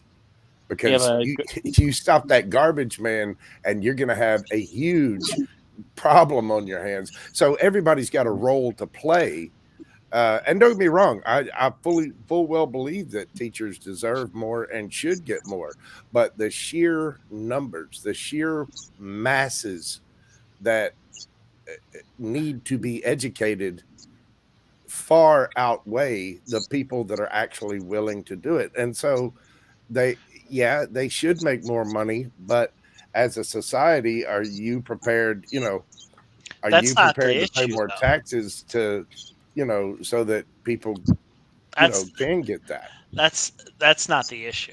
The issue isn't that. The issue is that we define what's a good teacher and what's a bad teacher in completely the wrong context. There's Well, not you're right, because they putting have a standard putting a grading system for that, for teachers, the same way they do children.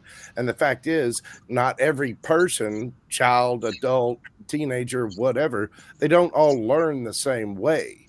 Now that's Oh. finally being discovered and it's being fine tuned, but and don't get me wrong, it's a worthy discussion, but at the same time, you're jumping the gun. And this is where the big problem comes in. Yes, we as a society have to learn how to educate and how to come up with different forms of education in order to properly educate people that learn in different ways or have different learning disabilities. But you're not going to solve the problem overnight. And it's again, as a society, we have to look at the totality of problems that are going on. It's a very, very hard line to sit there and say, to put that blanket statement out there and say, well, yes, teachers deserve $100,000 a year.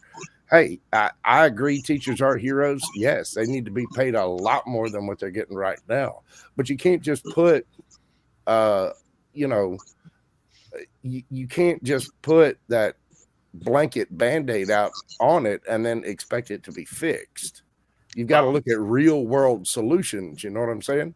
And don't get me wrong, I'm not disagreeing with what you're saying. But you're talking about a process to get to the point that you're talking about is going to take society another 100 years. What we need is people. Have any of you seen the movie Freedom Riders? Yeah, that's a good movie. Okay, she went against the teaching rules, the status, everything, and touched these kids' lives, showed them something different, educated them in a total different way, because the society saying these kids were users, were not worth putting the effort in. She totally went against all that. The poor little gal was running back and forth to the principal because she wasn't agreeing. She's not teaching with the curriculum. She's not doing this. We need more teachers like that. Somebody that's going to inspire and teach and give them all. Right, and unfortunately, that's where the $100,000 rule comes in. Is if you had a system that rewarded teachers to do just that, what needs to be done, then that would get done. Unfortunately, in the society and the system that we have, that's not going to happen. So then we need to work towards changes, because living in a society where football players are paid like they are basketball players, entertainment is paid out the wazoo, but the future of the world, the teachers of our children are not even, what I mean? They're not even compensated, what, $40,000 a year? Right. But who's hold on. So this is where I was getting to. Your teacher that is in the inner city that has many students that don't speak English as their first language, comparing them as the value and worth of a teacher as a teacher who teaches in Beverly Hills is moronic and asinine. And that's the problem, is we equate things as on a scale, and yet the playing field is not the same across the board. And there's never going to be a way to equate the playing field. Now, when I say teachers should be making $100,000, right, we're talking about a bigger issue, which is the fact that we can't keep good teachers in education. Why can't we keep good teachers in education? Well, I can tell you a reason, being married to one, quite a few reasons on here. I've listened to people tell my wife that that she's a horrible teacher to her face. And she has a master's degree. She has a master's degree. And that's horrible programming. But I say that comment and people are like, no, crap like that. They don't know what happens on the underside of the screen. And that's the problem, is that people who are good teachers need to be rewarded. And we need to get rid of this mentality that teaching is about what is in a textbook, because that is the biggest load of bullshit. When you're an adult, who gives a crap about what happened at the third battle of the Civil War? You're not going to be sitting there and be 42 years old and be watching Jeopardy. Like, I'm glad I learned this in sixth grade. Exactly. Right, I really wish that they would have taught me how to fix my credit score in school. Nobody teaches you that. I had to go to a special JTPA program, a summer program, where I actually learned how to use a checkbook. Nobody teaches you that kind of crap in school. Those are real life skills. Well, but then you've got to look at the bigger issue, like you're saying. This is what I was alluding to a minute ago. What you're talking about is problems that, again, are going to take time to solve. One of the reasons they're going to take time to solve, you look at, say, Joe, your wife is a teacher, right? And she's had people that criticize her or do whatever. Well, they obviously don't understand the politics and they don't seem to understand that it's their lack of voting and their lack of information that allowed a school board to get into place that won't sign those $100,000 checks for good teachers. There's a power system in play there, and they're not going to put $100,000 or $200,000 Beverly Hills, creme de la creme private school quality teacher in the middle of an inner city, because they don't want them there. They don't want educated people.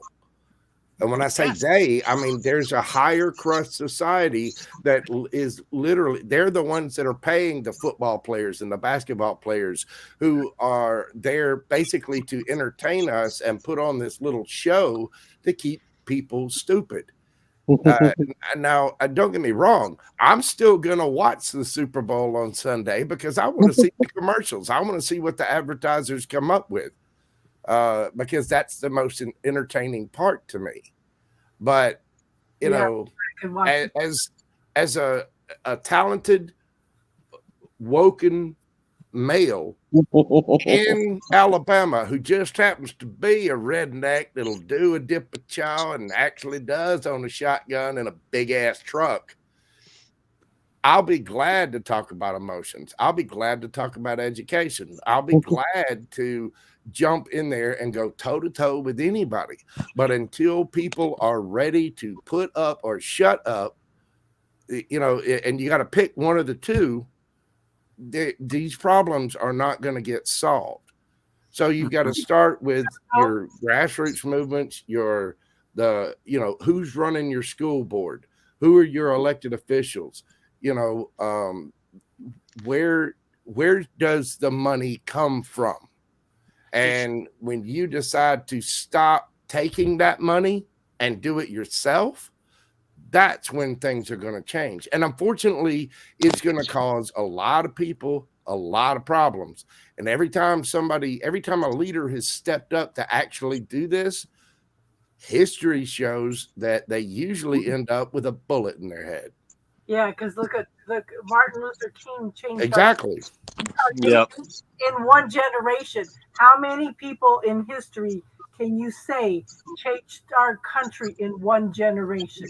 Yeah, exactly. Because that change is violent and hard. And don't get me wrong, you can take it down to the microcosm scale of, like you were talking about the acceptance of the, LGBTQ, whatever community, transgenders.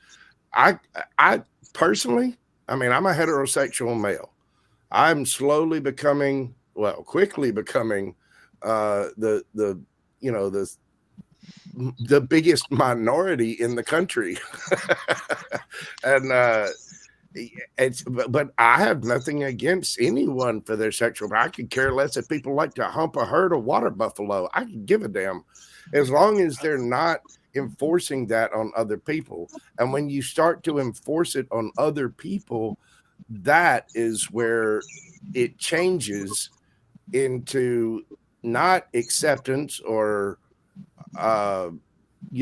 toleration of somebody else's way of life or what somebody else is doing. That is where it becomes, again, what I was saying earlier in chat, impeding on someone else's growth, be it spiritually or socially. Do you guys ever see this article over here? Hold on, let me tell you. Jojo, there's a movement.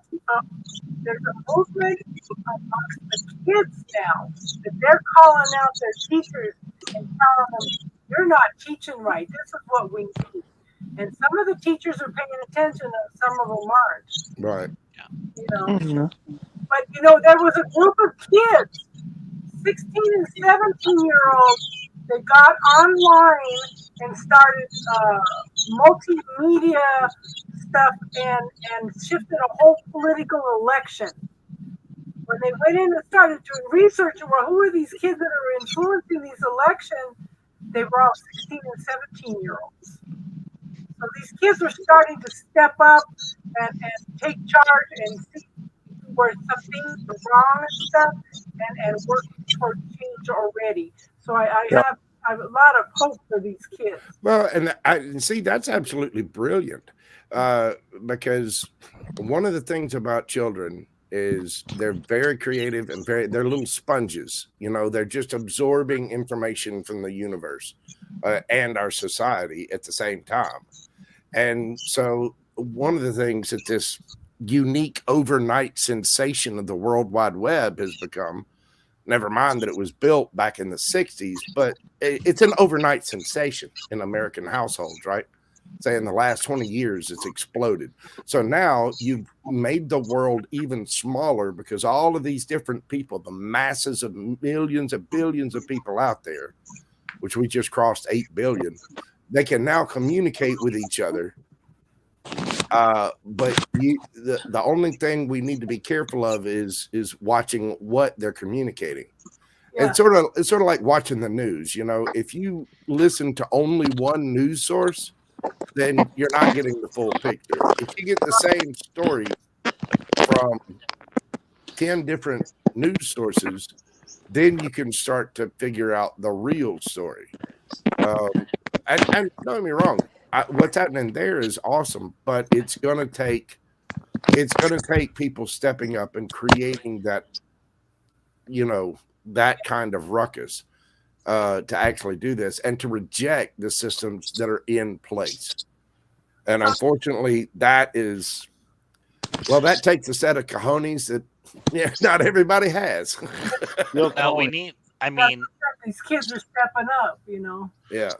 So, I don't know if you're aware of this, but there was a campaign where somebody created in Iowa a political candidate called D's Nuts, and he beat quite a few people running for president. And you can research. It's like he ended up getting 9% in the Iowa primary. Politics is what my degree's in, by the way.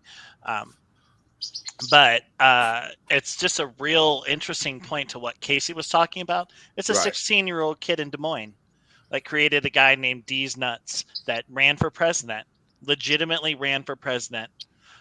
And it's just, I was going to say the comment of this article here, because this article is what we need to be doing more of as society.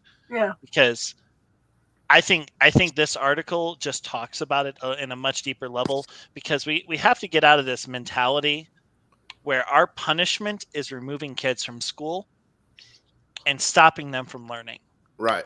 It should be exactly the opposite of it. So the article that I posted on here was about a school that instead of detentions, they put kids in a meditation room and they taught kids how to meditate. And every day they meditated. And what they found was that the amount of people that they had suspensions, I think the article said they had 3 in the entire school, and it's in Baltimore. So it's not like, we're in, once again, Beverly Hills. It's in a school in the inner city that has had lots of crime and kids being suspended for everything underneath the sun. And it's a real testament to, what happens when we change when we change our mind and we change our thinking. Change our thought, change our thinking, what ends up happening.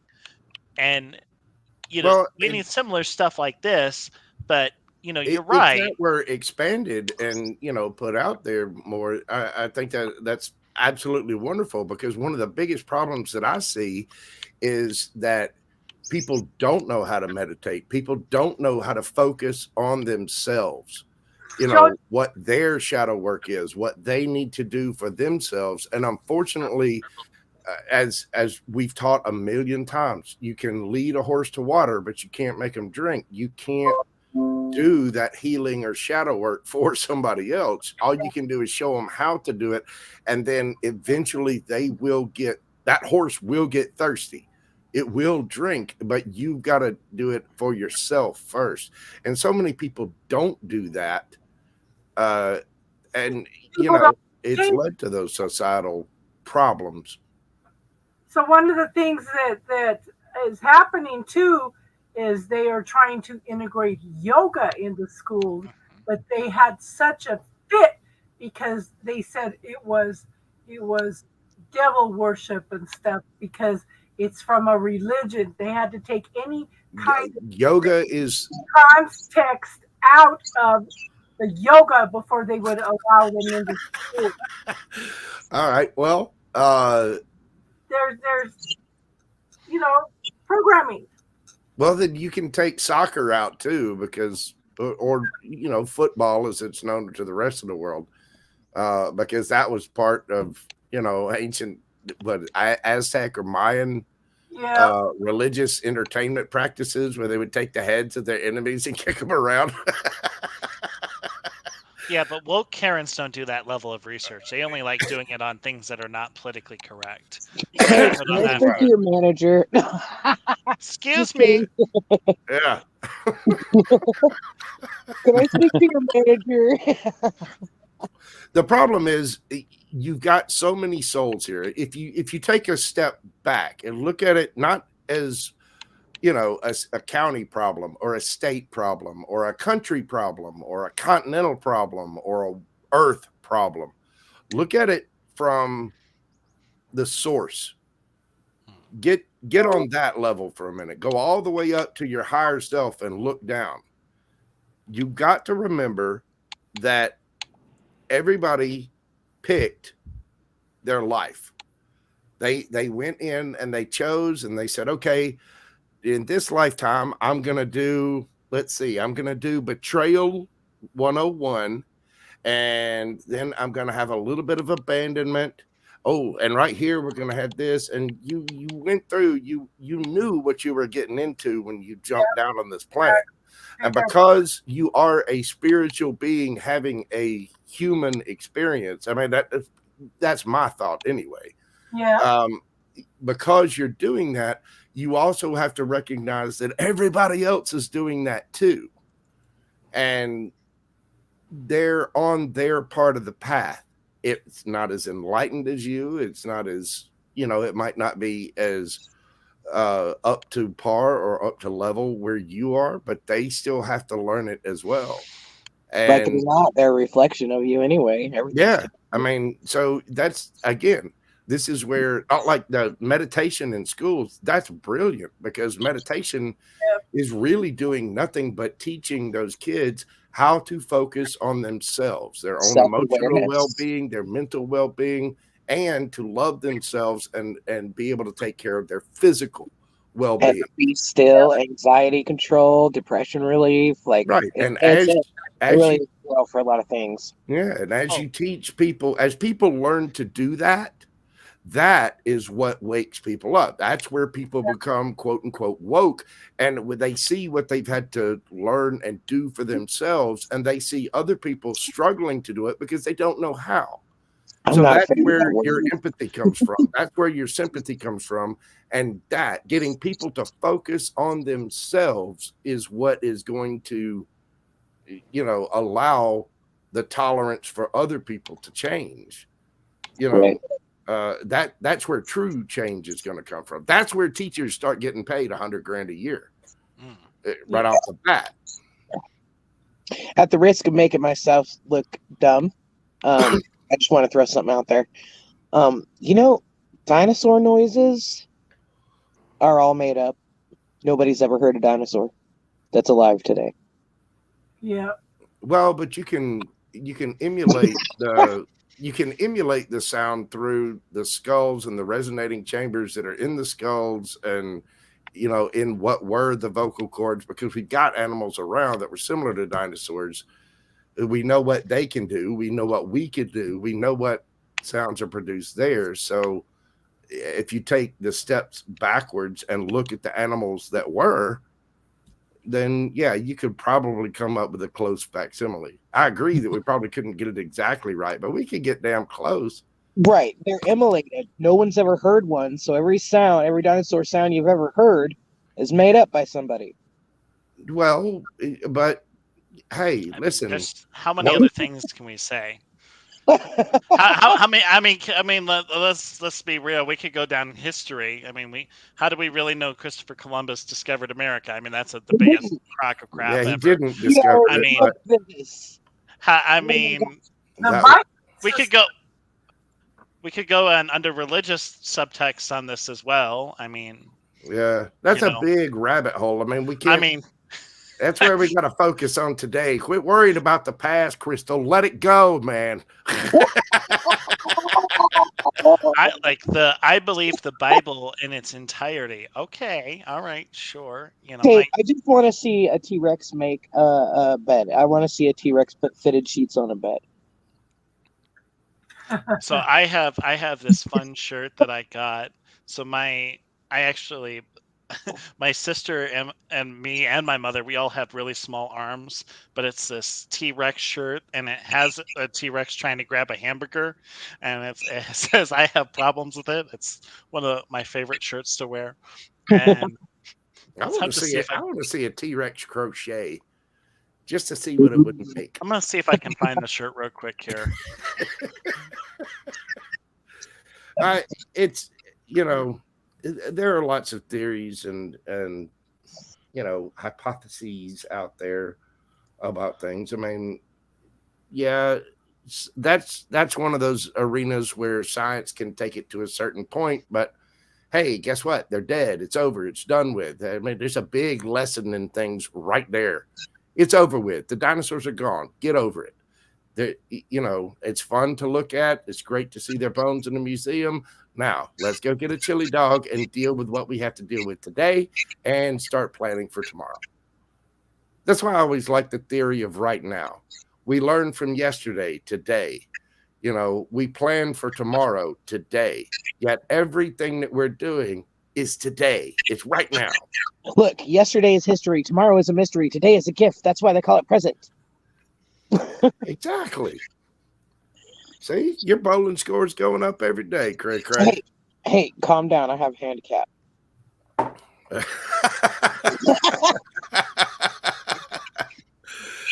Oh my God.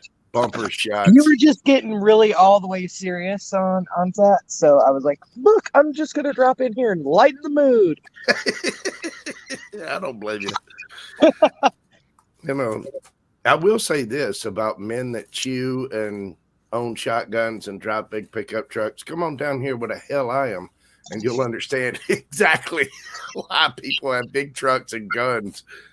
I step outside. There's nothing like the beauty of a large cat. But let me tell you, when one of those Black Panthers or a bobcat comes up on you in the middle of the night, you can respect that animal and love that animal for its beauty all you want, but you damn sure don't want to be close to the thing. Yeah. There's your T-shirt, by the way. I have a red version of that T-shirt. It's a T-Rex trying to grab a hamburger.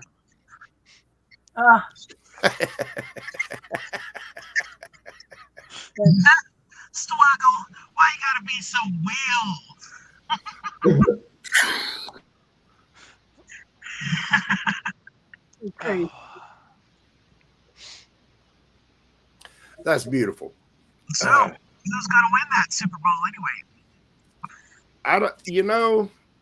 On my spread, it doesn't really matter as long as the Chiefs need to have the last number in their score be 3, and the Eagles need to have the last number be 9. Other than that, I don't give a damn who wins. Yeah. Well, one of my really good friends, he just recently had a stroke. He's a huge Chiefs fan. So this year, I'm rooting for the Chiefs because I think that it'd make him feel better. So. Yeah, the Eagles have they kind of had their glory in the last couple of years. I don't know. I'm more a follower of college football, but I haven't even, because of everything I've been through, I haven't even watched that in the past few years. Yeah, but I can tell you this, that there are a lot of people in the world, especially around where I live, that say Roll Tide, that I guarantee you couldn't even get access to a college campus, much less get in the school. War Eagle, is that what it was? Yeah, War Eagle. If I hear Roll Down Tide one more time, I swear to God, I'm gonna shit in somebody's shoes. Oh, excuse me, Casey. Sorry. I got that YouTube rule. I am chronically not a fan of, I think sports are overplayed and overpaid, and I really do think that we should focus more on those jobs in society that have the huge impact in the future, like the trash man. Well, I think there's a certain place for it. There is. I mean, it is entertaining. It is fun. It's fun to root for your team. It's fun to, get together with other fans. I know down here in the, in SEC country, it's a religion, as you well know. Little kids in my state are taught to say Roll Tide and War Eagle before they can even walk. And they're wearing onesies, with such. But so there's a certain sense of camaraderie to it. And it's good to have healthy competition, especially on a physical level like that. But yeah, it is on a professional level, it's taken a little too far. But wouldn't we function better as a society if we had, teachers who were honored and respected for the jobs that they do, and then they were given, compensation that was truly worthy of that position? It would, but at the same time, you're again, you got to remember that there are so many people that are not willing to get out of their comfort zone, and their comfort zone is completely happy in our capitalistic society, which is rewarding to just make your check, go home, watch your sporting team, watch the players that are paid too much, and sit down and do nothing. And until people work on themselves and go through that uncomfortable part, it's just not going to change. It's starting to change slowly. Changing more and more. Whenever Austin and I were kind of talking a little bit about, I don't know what we were talking about. Well, damn it! I have one point about American sports, especially with American football, is that if you look at the helmets of the players, and you compare that to the way Roman soldiers' helmets were, there's a similarity to it. Well, I mean, you look at Olympians from Roman times, gladiators. Come on, that was a big deal back then too. And really, our society is kind of based off the same principles in some manners of the fact, but it's not a sustainable system.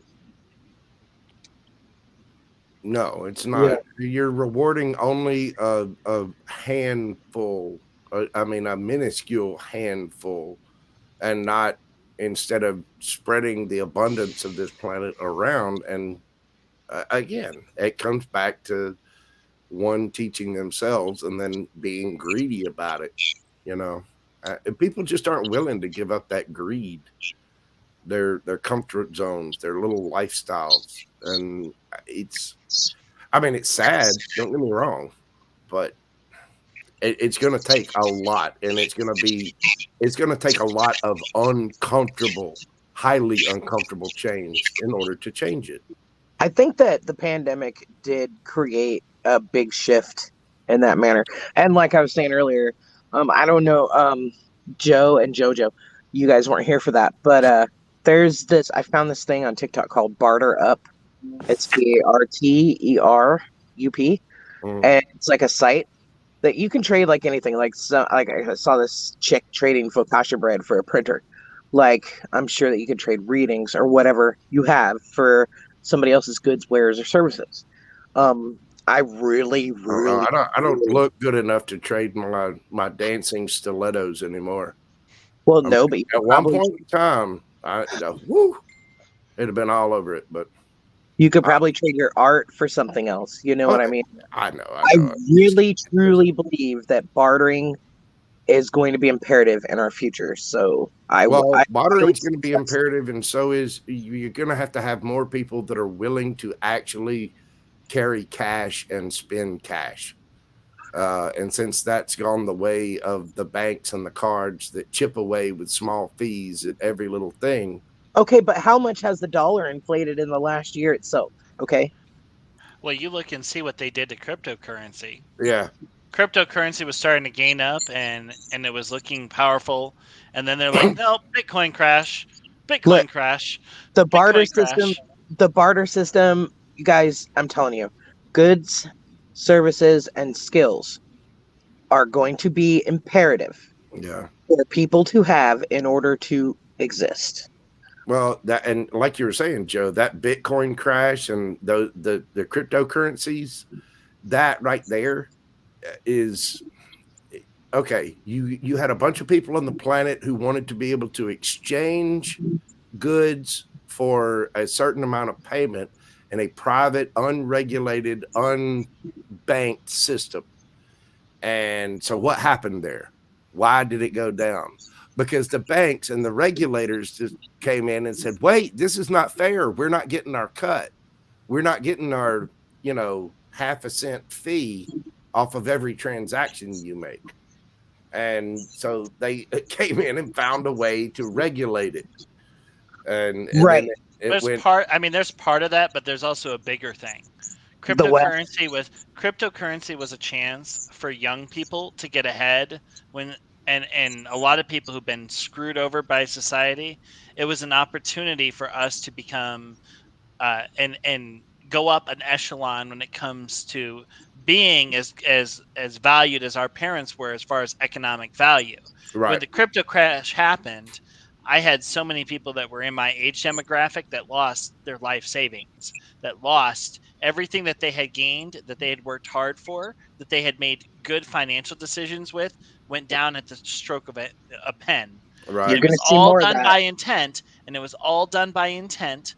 I had so many people that were so there was something that was called BitConnect that was supposed to be the new crypto thing where you would put money in a resource pool for a while, and then you would gain interest on it, and then you could pull it out after a period of time. It was a big Ponzi scheme.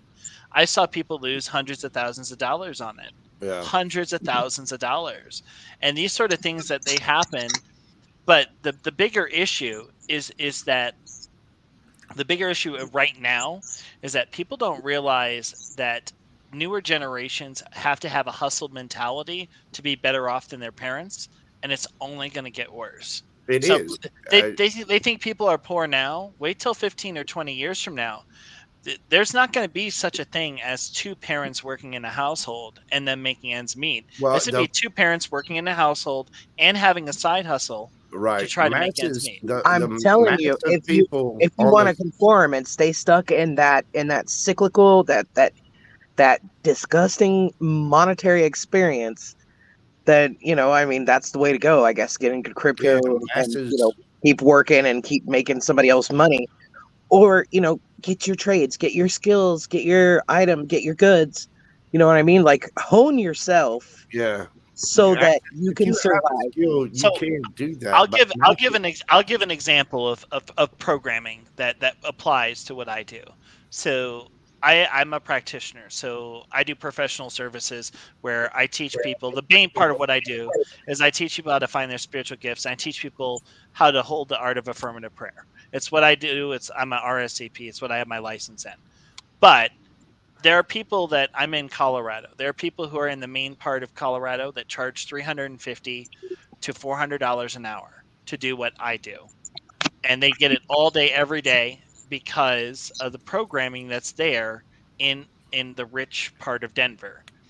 There are also people who are all over where there may be 2 practitioners in a total state. Like, for example, my friend lives in, I forgot what, she's the part of Massachusetts, but there's only 1 practitioner in the state really that's licensed. Right. And she can't charge that because nobody is aware of what that service is. You're only able to charge, what the consciousness and awareness of the value of the service that you have.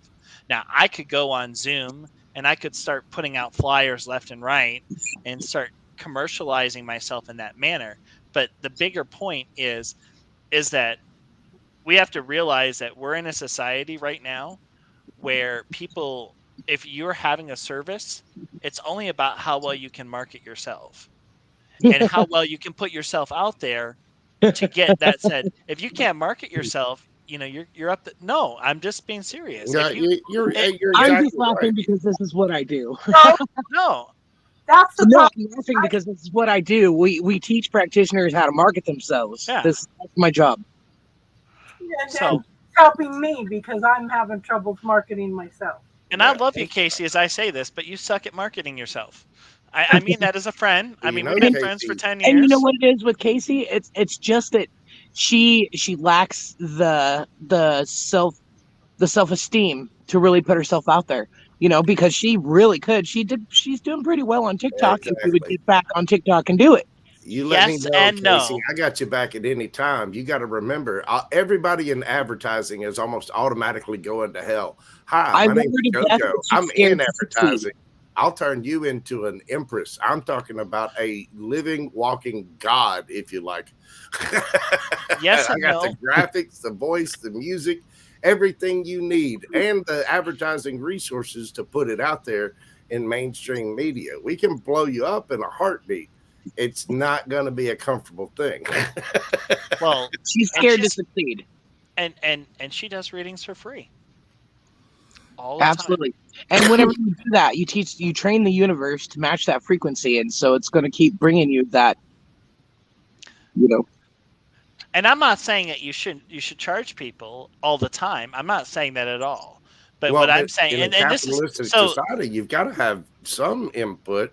no, and- but everybody wants something for free. You have to have a boundary. Casey has proven that she has those professional skills and that she is known and she reads from the heart. And she has an ability that is in the top echelon of readers that is different. You don't just find Casey as a reader in the universe. Exactly. But yet she holds herself to a lower average on how she does that. Well, and it's not meant to be offensive to you. No, it's part I of do the it too. it's part We of the did it overall together. gradual change. It goes back to what you were talking about a minute ago. The masses are not going to tolerate. You were saying in 10 or 15 years, wait till you see how poor they are then. Yeah. It's not going to happen because the masses are not going to tolerate it. Mankind has already been through this cycle a couple of times, and JoJo, the masses are going to do whatever they're told, like they have been doing. The masses are all putting this up time. with all the Well, inflation and look at crap what- right now. Yeah, look at what's happening Everything right now. has quadrupled in price. There's What been else is possible? What else is possible? That's not my point in There's that a huge statement, Casey. explosion of. There have been people waking up, and this movement has been going on since sometime in the late. I would dare to say even going back to the late 50s, but it really kicked off sometime in the mid 60s, and people have been expanding the consciousness of the human race since then. The big problem is the numbers game.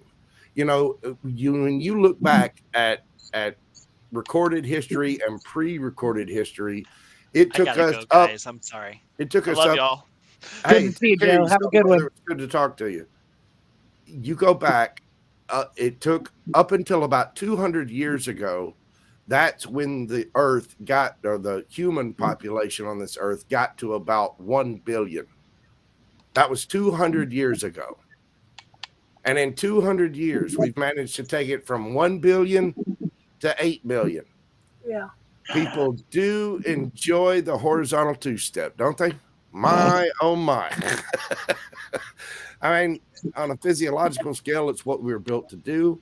But at the same time, you go back that, 60 years.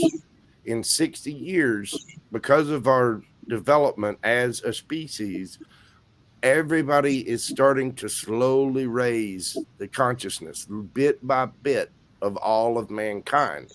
And just what's happened in the past 20 years you've seen this explosion worldwide of people of all different religions that are slowly waking up and becoming conscious of themselves, the shadow work that they need to do, the fact that they do need to connect with source, their higher power, God, Jesus, Allah, Buddha, whatever you want to call it. They're recognizing the fact that this is happening. But the numbers are massive.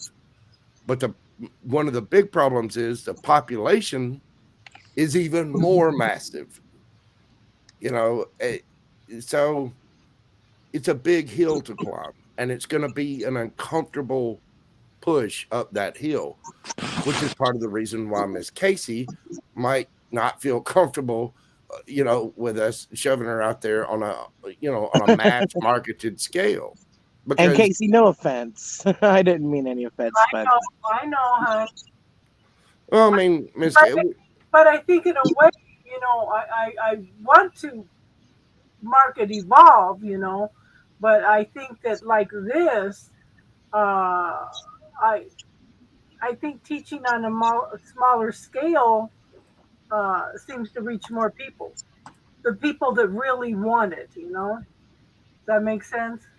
Yep, and I was actually going to say something to that effect because I know that you are reaching people here because here I am. You helped me in so many ways, and me too. I'm just going to continue to evolve one way or another. Yeah. But you have touched a whole lot of lives out here. And, if you hadn't been in the place that you are now, that wouldn't have been possible. So I do understand that too. And it's 11:11 here. So. Yep. I just noticed that myself. Yeah. Yep. Again, these are big problems that are going to take a lot to solve. And right. It's not something that's going to get solved overnight. Simple discussions like this and putting it out there. The power of planting a seed. Yeah. It's going to take little meetings like this all over the planet, and they're happening. Slowly but surely they're happening. I got my spiritual calling to do what it is that I'm going to do. And I've got several projects planned. I've told Casey about some of them. Yeah. I will use Evolve Me. I will use other means as well. But I'm going to come at the world like Karma, like an 8-armed bitch slapping machine. Boo-boo slapping machine. And Karma does not lose an address. It does not lose a number. It does not lose touch of where it needs to go. And I'm very dedicated to that path. And I didn't realize until I woke up, until I went through that dark night of the soul, that what I was called for, I had already been absolutely 100% perfectly trained for long before I ever woke up. Right, exactly. I got to go too, guys. Good night. I love you guys. Merry Christmas, Happy New Year. Have a good one, dear. Blessings, namaste. Bye.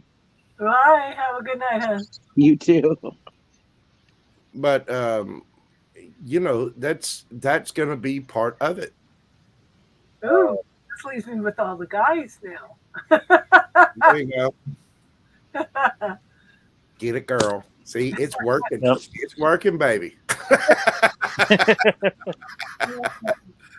One of the things I wanted to talk about tonight was relationships and drawing in relationships. So I'm gonna give you guys some homework. We'll talk about this next week. But I want you guys to sit down and write down some of your romantic relationships you've had and family relationships, and write down what you've learned from each of those relationships. All right. Well, I'm going through it right now.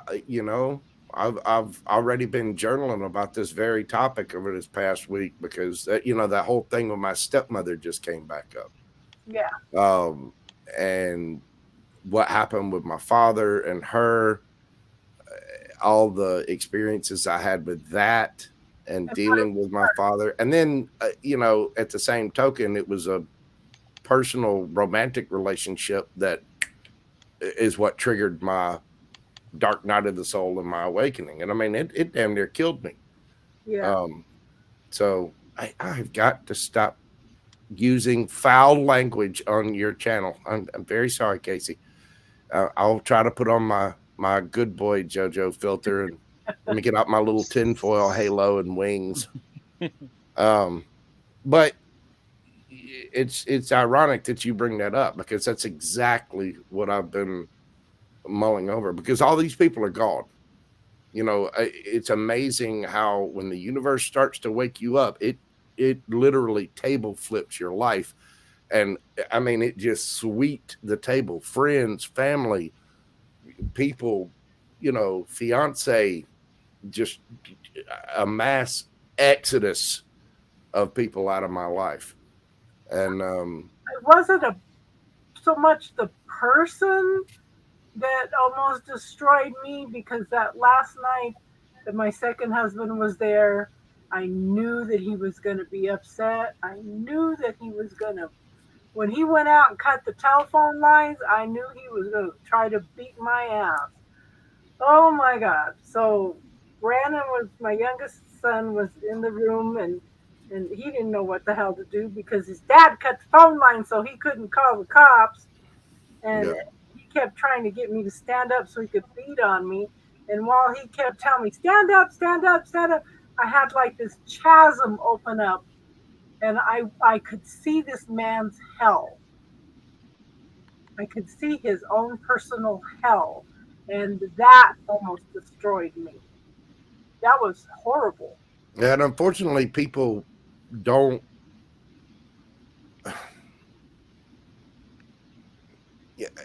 They don't study it in themselves. I mean, it's exactly what shadow work is, going in and discovering what is it that's eating you alive in you. I mean, I know I had to do a lot of it myself. But the part of shadow work that people don't look at, okay, we are whole and complete. The shadow work the shadow side is supposed to be there. We are everything. Everything. We have the ability to be everything, do everything, experience everything. But it comes down to choice. Right. Well, the same lessons have been taught for a long time. It's just now they're being bone picked apart sentence by sentence. You look at like the stories of the Bible. You look at Moses and the burning bush. And when he has to go back and he has to tell people what he's seen and heard, and he says, okay, well, how do I tell people, who do I say is sending this message? And that's where you came up with that, supposed first name of God. I am that I am. Yeah. Okay. Well, when you look at that sentence and you realize you are the universe, you are part of the divine, you are the source, then you have to take that sentence literally. And anytime you see something out in the world, I am that I am. I am that. I am. You Yeah. see, somebody getting robbed over there. I am that. I am. You see Yeah. that nice Ferrari over there. I am that. I am. The other night, because remember we were talking about if you are not willing to defend yourself when somebody tries to kill you, then you are a victim. Serial killers look for people who say, I cannot kill for any reason. It's wrong. Yeah. They pick up on that energy and know I ain't got a problem with it myself. It's know. It's not just a matter of defending myself. If I'm going to have a meal, there's going to be something on that plate that used to have a mama or a face. Defending yourself and your family, that's so that you are not a victim.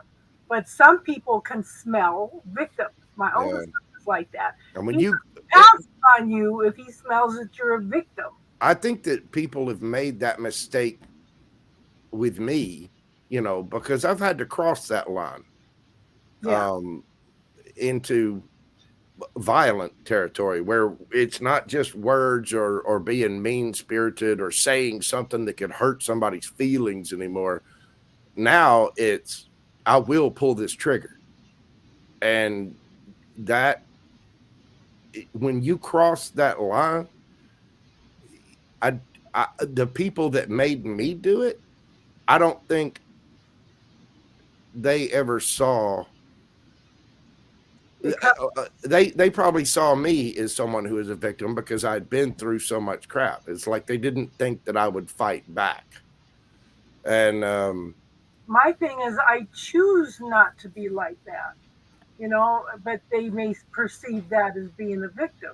Right. I choose not to move into that energy because I choose not to make my own candles, but I can. I know how. It's just a pain in the ass, and I get wax all over the kitchen, but it's exactly that. I don't choose that. But when you come across any set of circumstances that puts you in a compromising, uncomfortable situation, and it doesn't have to be violence, it doesn't have to be anything like that, but that's where you have to explore yourself and step out of your comfort zone and really take a serious look at it. Because I know when everybody exited my life, I'm sure a lot of those people still think that I'm toxic or mean or whatever, but they were so cruel about things. I had no choice but to defend myself. And then not to move into their ugliness. Right. And so I tried to talk about it. They didn't want to. They didn't want to hear anything, and they just stole what they needed and they left. Yeah. And now, having gone through the dark night of the soul and woken up, I'm like, all right, well, see you. Don't let the door hit you with a good Lord split you. Funny, Jojo. Yeah. But, and I tell you guys all the time, everything's choice, What were you going to say, Austin? Yeah. On that topic of relationships, that one thing I'm learning about relationships and myself is that you are what you attract, and what you are,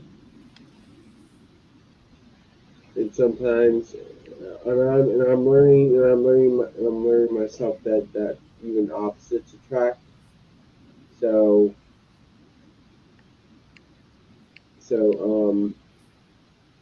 I feel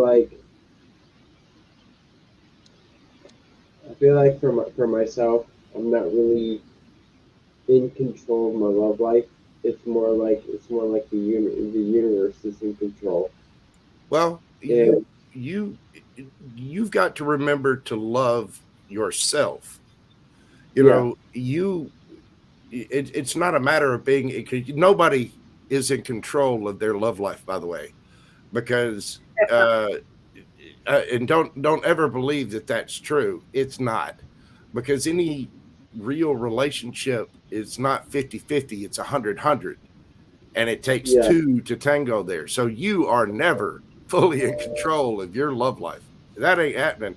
And if that's the way you want it, I got some bad news for you. But you also have to remember you can apply this to anything, not just a romantic life. Family relationships. Yeah, any kind of relationship. Anything that anything where you're dealing with another being or another soul. You have to remember this. You even have a relationship with your job. What are those people going to do? I had this little saying that I'll tell people, all right, well, if I do this, somebody's going to be mad about it. Well, what are they going to do? Are they going to take away my birthday? No, they're not. They might beat me up. They might arrest me. They might put me in jail. There's all kinds of neat things that they can do, but you know what they can't do? They cannot take away what I know, and they can't take away my birthday. My birthday will remain whether I do or not. And it'll be celebrated too. Give it about 20 years. Woo! But I know that because I have love for myself. I know who I am. I know what I am. I'm a Gemini. I'm a smartass with emotions. I wear my heart on my sleeve. I'm creative. I am a magician. I'll pull ideas out of the thin air, out of the 5D, out of the ethereal, whatever you want to call it, and turn it into absolute reality, because that's my job. That's what I do. And no one is going to take that away from me. No one. And that's where confidence comes from, because you do have to pour that love into yourself, what you love about yourself, who you are, how strong you can be. And when you do that, you literally teach the rest of the world how to treat you, how to love you. And that is the most control of your love life as you're ever going to be. But again, nobody's going to be in complete control. If I don't know how many women you've dated, but I've been married once for 24 years, and I've dated many, many women. And you're not going to be in control. It ain't happening. Nope. More like you don't choose the woman that you want to be with. They choose you. Well, you choose each other. You still exactly have choice. You still have choice. I mean, Austin, how old are you? I'm 29, going on 30. See, you're still wet behind the ears, man. You got a ways to go. I wouldn't, I wouldn't be discounting things out. I'm not saying you don't have any experience or anything. I'm just saying there's going to be a few more steps in life. You'll get there, but put it this way: you pour into yourself, right? I see behind you. I've asked you about your guitar before, your amp sitting back there, whatever it is you like to do for a living, whatever it is you do for fun. The more you pour into yourself, look at it in the standpoint of the tarot deck. You need to master your emotions, King of Cups. You need to master your passions, what your hell yes is, King of Wands. You need to pour into yourself enough, believe in yourself enough to make a stand economically in this first world society and make money, right? King of Pentacles. And you need to stand up for your convictions and keep your mind clear and respect your emotional health, King of Swords. When you get all four kings, then you become emperor. But until then, you've got to get to that 9 of Pentacles. You've got to get through the 9 of Swords. You've got to get through, the 9 of Wands, the 10 of Wands. You've got to go to the 9s in order to get to the 10s, in order to work your way up that system, and it's not an easy climb. I mean, it's not an easy journey, and the thing is, nobody's comfortable. Don't ever look at the rest of the world and think that everybody is going through it without pain, without emotion, that they just get everything handed to them. They don't. It might appear that way, but you could take the best looking, richest guy on the block in the city. Well, if that guy is the best looking and the richest because, you know, his family had good genes and his parents were, one's a doctor and one's a lawyer and he's got tons of money and he can just do whatever he wants, then he's not going through the lessons that the rest of us have had to learn, that is not easy. Excuse me. So he's got a handicap as well. He's got a learning deficit and a learning curve to go through as well. So it's not going to be easy for anybody. And that's where, again, self-study, self-meditate, shadow work on yourself. Because as you learn to love yourself and care for yourself and passionately do the things you do, that's where the money comes in. You're able to take care of your emotions. You're able to take care of your mental health and tell your truth. And you're able to be all the Austin and the best version of Austin that you need to be. And when you do that, you are going to be swimming in women. You ask for your compliment. Right. That's where you're going to be approached by legions of bikini teams of women dressed in dental floss. You know, and you will have your choice because you are the master of your own destiny. And you have to look at all those other people and go, okay, who among these people, where is the Queen of Wands, the Queen of Pentacles, the Queen of Cups, and the Queen of Swords all rolled into one? Because that will be the person who will be your empress to your emperorship. And by the way, just the way society works and the way modern things are, the empress is always going to be the boss a little bit. Yeah. Did you hear that sinister little laugh Casey just had? Well, Yeah. Because I think of the Lover's card, because in my deck, you know, she's looking to her for guidance. She's looking to the divine for guidance. You know? Yeah. So it's yeah. And she has to set boundaries because she's gonna define how you treat her. Yeah. Right. And you have to decide how you'll be treated yourself. Yeah. What you will put up with, what you won't put up with.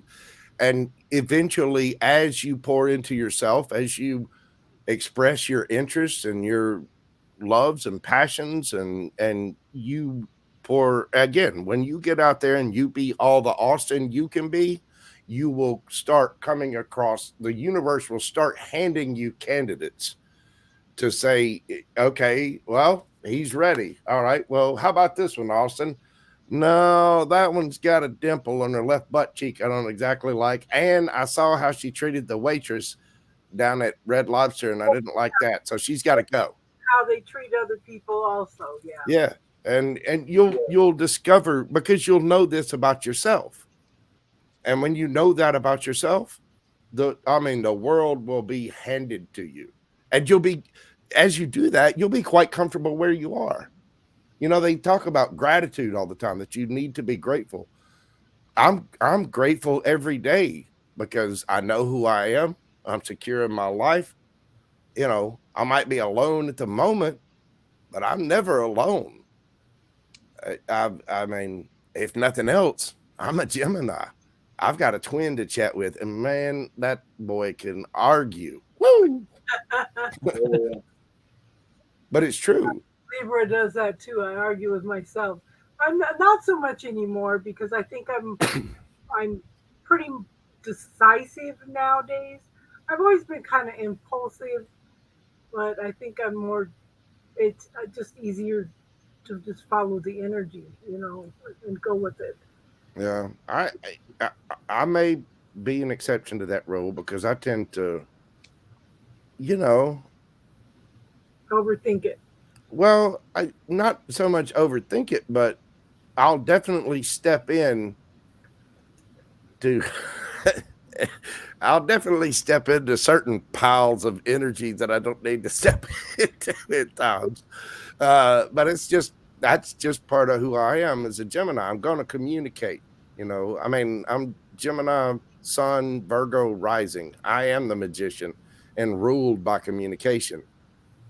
My Mercury is in Gemini. If there's anybody on this planet who's built to be outspoken, Jesus. For some reason, it keeps popping back up in my head. For me, the swords are not just the intellect, your job, your thoughts. It's also its higher mind, which would include your spirituality also. So it's Yeah, and I see it as your truth and your mental health as well. It's you're constantly, well, I know for me anyway, and this is where Geminis can overthink. I am constantly evaluating.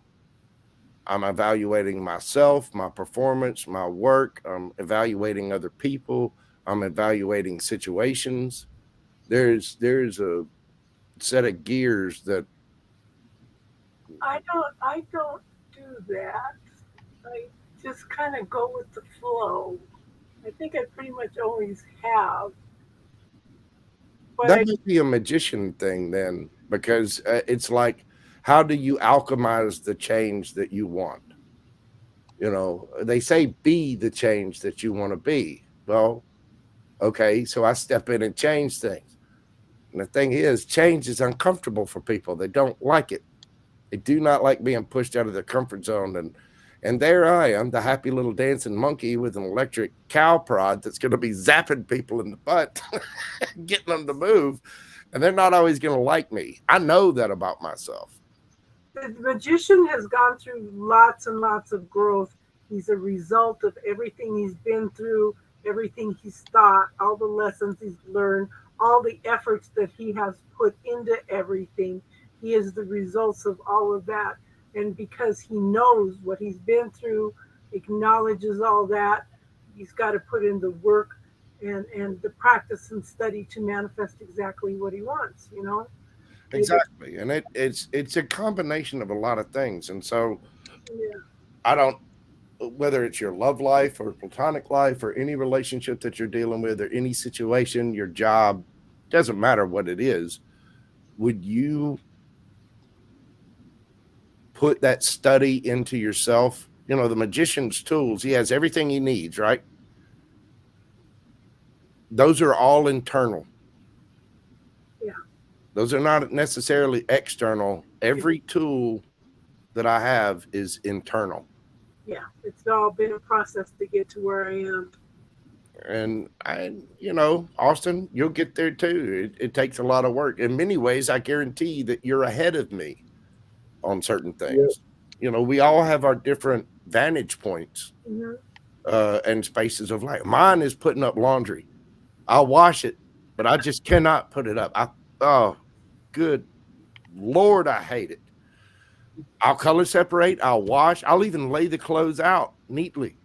But something about folding them and putting them in the drawer or putting a hanger in it and actually putting it in the closet, I absolutely loathe it.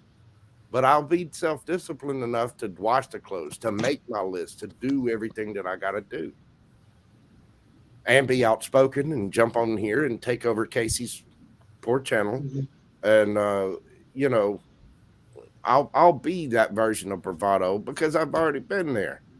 I've already been through some of the worst things that mankind can throw at you. And here I am, jolly and good looking, wonderful, talented, smart, and modest as hell. Look at that. I look at everything that I learned from my relationships and what I'm still learning with the relationships with my kids, and walking away from some of those relationships because just tired of the no receptivity, Yeah. you know. Unfortunately, my one thing I'm learning about myself is that the women that I attract are the ones that have like the assertive personalities. well, the way to do, if you find that you're attracting that, then there's a certain Yeah. amount of you that You need to find your own inner assertiveness. right. You've got to be assertive in your own right. So you need to be more assertive for yourself. Again, it all comes from, it goes back to that thing, pour into yourself. The better you know yourself, the better you know your skills. If I tell people in career all the time, somebody's got a job they don't like, little Jimmy is flipping burgers at one place, and then he gets done there and he goes and works at a car wash, or he's got a night job where he sits at a gym and watches, a 24-hour gym, and he oversees that, you know what I mean? And he hates both of them. Well, what he needs to do, what is it that he does for fun? If money were no object, if you won the lottery, what would you do with your time? What would you do for fun? There would be about a 3 or 4 month period where sure, you'd go out, you buy a new car, you go on a vacation, you might go to Vegas, do whatever. But after that, when all the dust settles down and you have all the money in the world, what would you do? What would you do because you like to do it? What do you do in your spare time? My spare channel. Yeah. But you can find anything and find a way to make money with it. I had a friend of mine that used to like to go to strip clubs and do a lot of drugs. And he was like, okay, well, that's what I'd probably end up doing with my spare time. I was like, well, welcome to America. If you want to go to strip clubs and do a bunch of drugs, then write about your experiences on the drugs and then the strip clubs, or start a website that reviews strip clubs and, go on Yelp. To hit some of the spiritual places around the world, Yeah. Yeah. So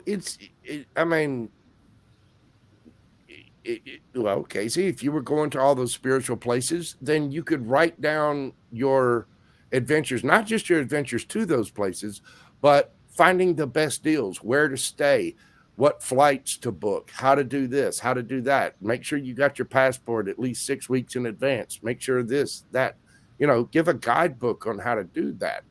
Yeah. There's a way to make money doing just about anything.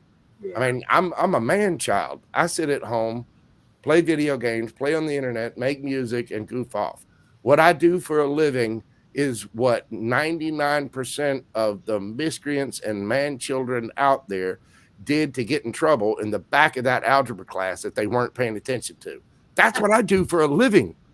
Yeah. Draw little goofy cartoons. I'm a smart ass. I goof off and use that wonderful voice to be on the radio and play the top hits. I doodle all the time.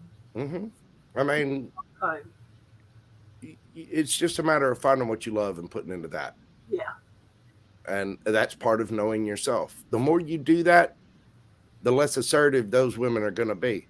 And hey, there's nothing wrong with assertive women. So no, it's nothing wrong. There's nothing wrong with that. Don't get me wrong. There's drawbacks. You just have to have boundaries about it.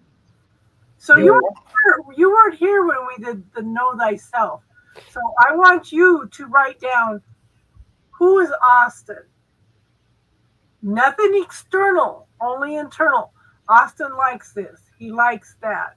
Austin's, what triggers Austin? What Austin doesn't like? What does Austin criticize about himself?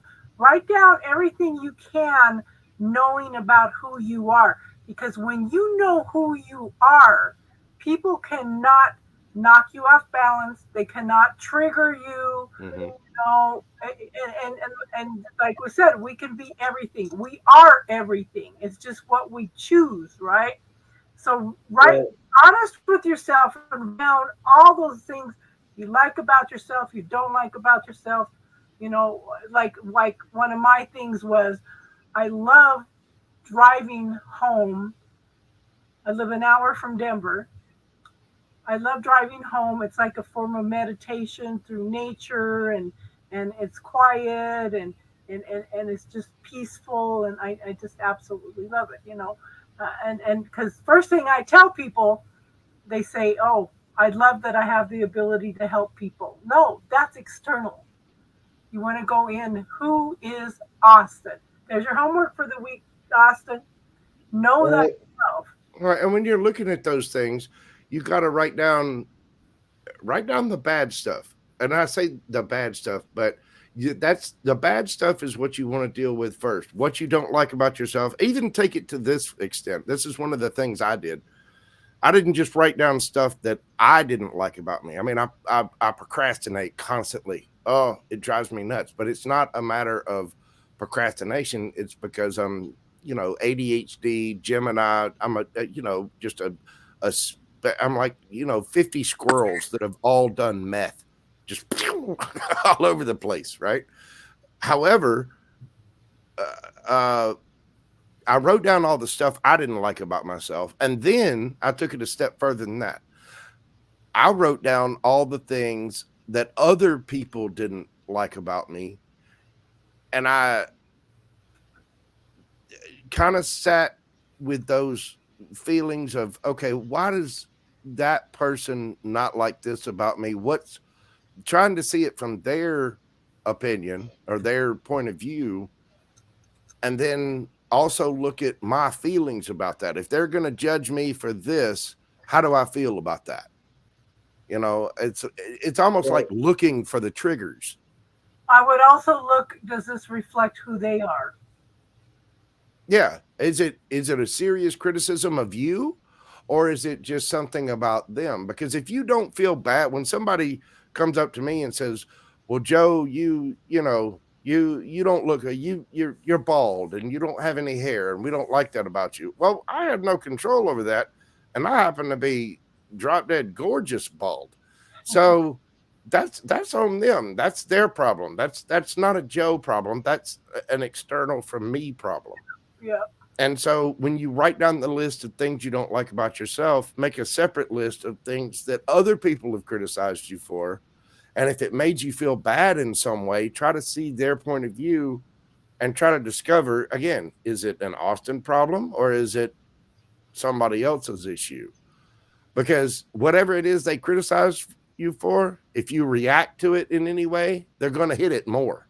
The only thing we have control of in our life is how we react to situations.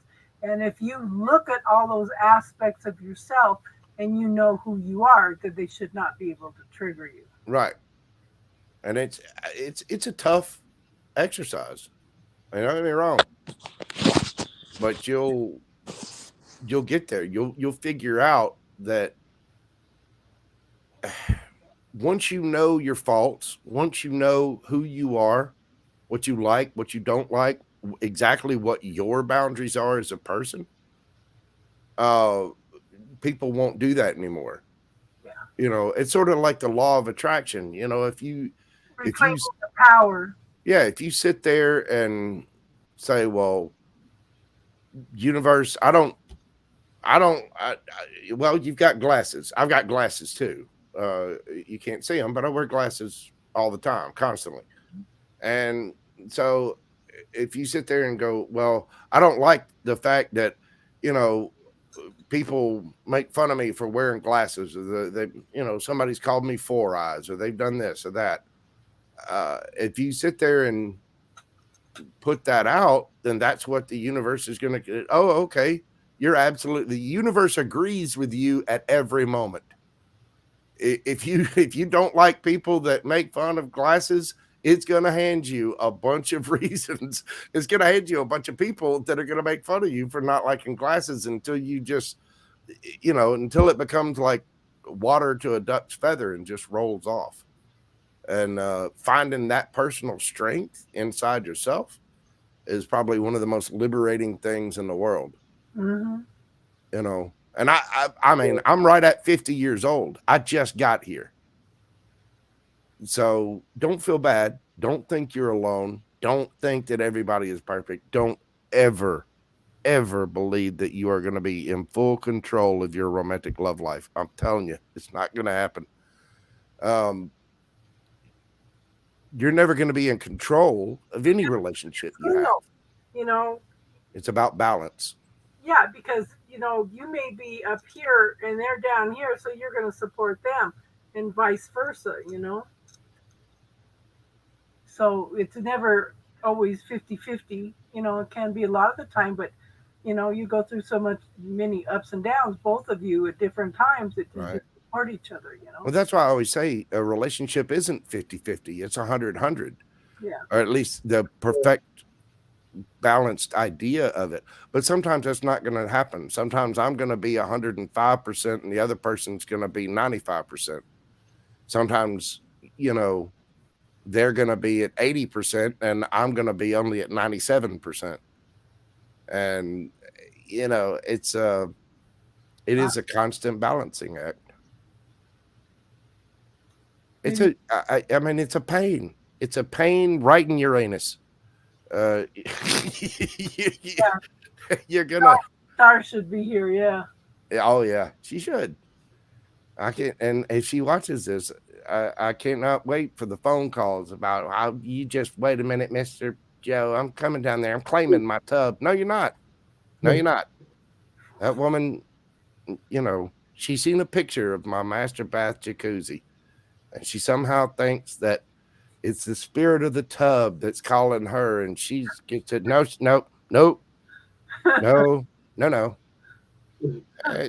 You know, but and all jokes aside, but it really is a balancing act. And the big thing about that relationship scenario is that it does have to be 100-100. And that's where your full cup comes in. You've got to fill your cup first, and then the excess goes into somebody else. Look at is your boundaries. Okay, what is the breaking point of what I will accept? Will I accept this, that? Is this a deal breaker? Whatever, you know, you got to know those aspects of yourself, you know. Yeah. And when you're that accepting of yourself, you can be very accepting of other people too, because sometimes they're going to have problems and you're going to have to compromise. You're going to have to accept that other people have situations as well, you know, and that can be tough to do. And it's one of the things you have to look at, you know, and that can lead to codependency and all kinds of other stuff if you're not careful. So just you just have to be present and mindful of the situations that are at hand and use your intuition. Yeah, because we're going to talk about this a little bit over the next few weeks, you know, because we're going to work up to how to create your relationships you want in your life.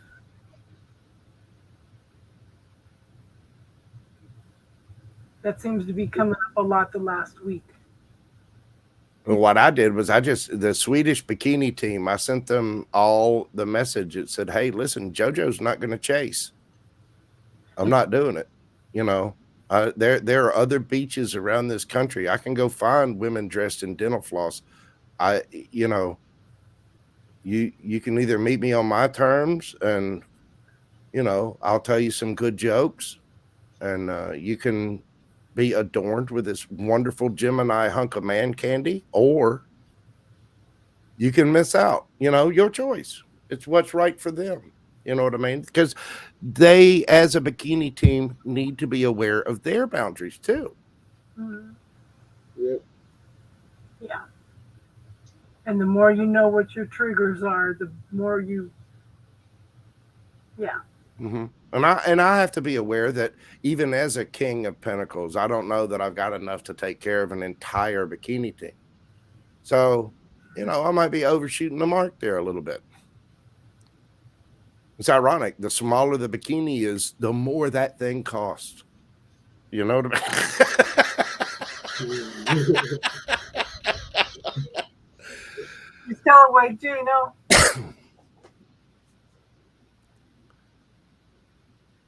Doesn't look like it. His channel's doing really good though. He's had some great reads. I've been listening to the reads he's put up. He's doing really well. Any notifications? What the hell?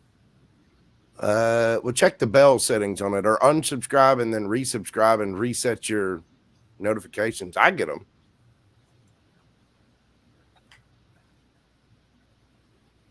But Jano, if you can hear me, yes, your channel's doing great, man. You're rocking it.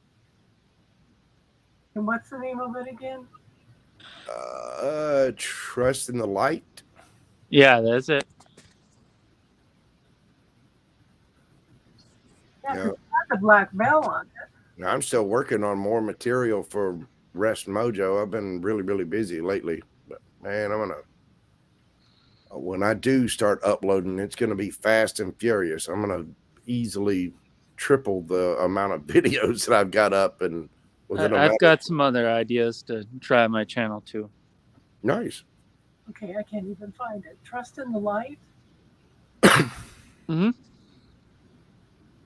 Stop bringing it up. I don't know. Hey, let me see if I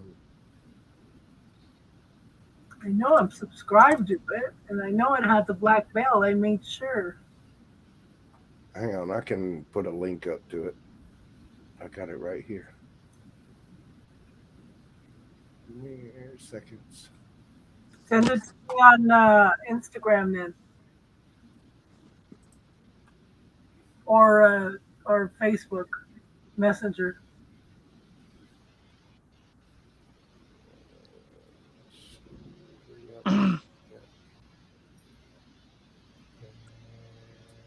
There you are. Yeah, because I've been.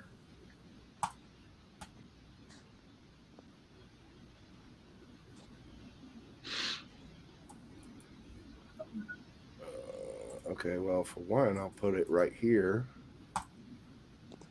There you go. And I'll put it in there.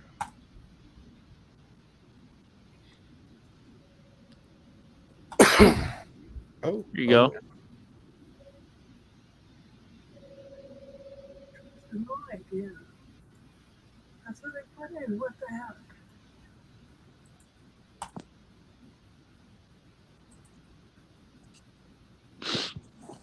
Let's see. Let me find you, Miss Casey.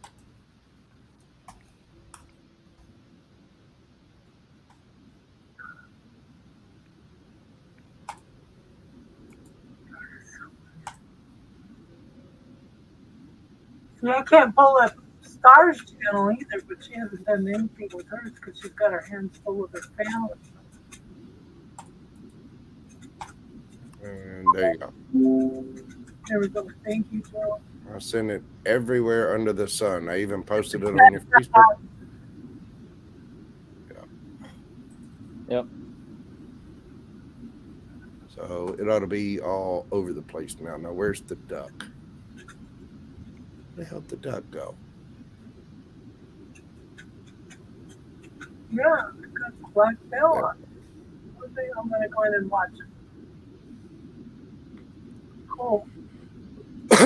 But yeah, Austin, you got this, man. Don't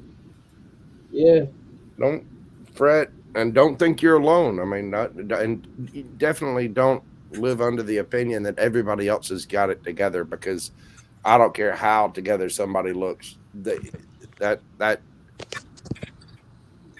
Are you okay?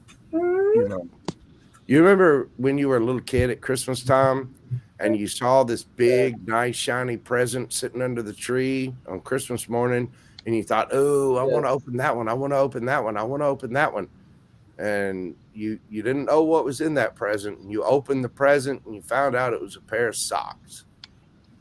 Well, socks are okay, but that is not what you thought it was. That's the way a lot of people are. They look really, really good on the outside. The wrapping's done beautifully. The bow is perfect. You know, the little card is blah, blah, blah, blah, blah. It's crap. It's a pair of socks. You know, and a lot of people are like that. You just need to make sure that you are the gift, that you're taking care of yourself mentally, physically, spiritually. You know yourself inside and out, and you are the present that people want to unwrap because they see it, they're attracted to it, and then when they open that present, it's not just a pair of socks. This is the brand new Xbox game system. Wow! You know, they're going absolutely mind berserk about it. You know what I mean? Austin, you should join Evolve Me and get some classes up and your deck up and your readings up. And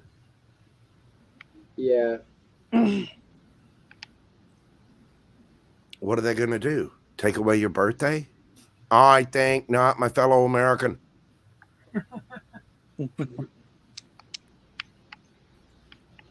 You know, I'm waiting to put my channel up. I mean, I do read for people, but I'm going to hold off on that until I get some other things handled first. Once I get the deck out, I'll start actually doing readings and do that. But I want to get Rest Mojo built up first and actually get the print products that I'm working on out. I think that's more my calling than doing readings. My job is to do the artwork, print, and publish. Yeah. Because there's something to be said for us little smart-ass Geminis that don't stay inside the lines when we color. I've been having dreams about getting my Oracle deck started. Oh, my God. Well, you know, Miss Casey, if just like Crazy Crystal was saying, you want to market yourself, you need graphics for it, you let me know. I've helped other people get their channels up and going and set them up in a graphic way that I know, hon, but finances is a big problem. well, I'll hook you up. The money will come. I'm not worried about that. Doing graphics is what I do, so I don't mind helping you out, and I'll look at it as planting a seed. And one day, Miss Casey will be uber rich, and then somebody will show up at my door with a brand new, black Lexus, and it'll just have a little tag on it that says "From Casey, thanks, hon, love ya." You know, I'll see you in Milan, dear. So it's funny you talking about that because I was thinking about this yesterday. This woman says that she was working on manifesting. She wanted to see a Lexus in her driveway. Mm-hmm. Kept visualizing seeing a Lexus in her driveway. She never got the Lexus, but she sold her house and she drove by it one day because she was in the neighborhood, and there was a Lexus sitting in the driveway. There you go. You have to be careful how you word it. Yeah. Well, that's like people saying, I did take that trip to the state border. Did you go? I did. I went, I got the tag on the car, got the oil change, get everything checked out, made sure they didn't knock off any of the dust or duct tape, so my car stayed together. Yeah. God love that. There's no shame for it. It's 12 years old and it's a beast, but mechanically it's quite sound. Yeah. And so, yeah, I got everything together and I went and I took the day trip. My aunt and uncle weren't available that day. I rode by there and I got to see them for a second, but not much.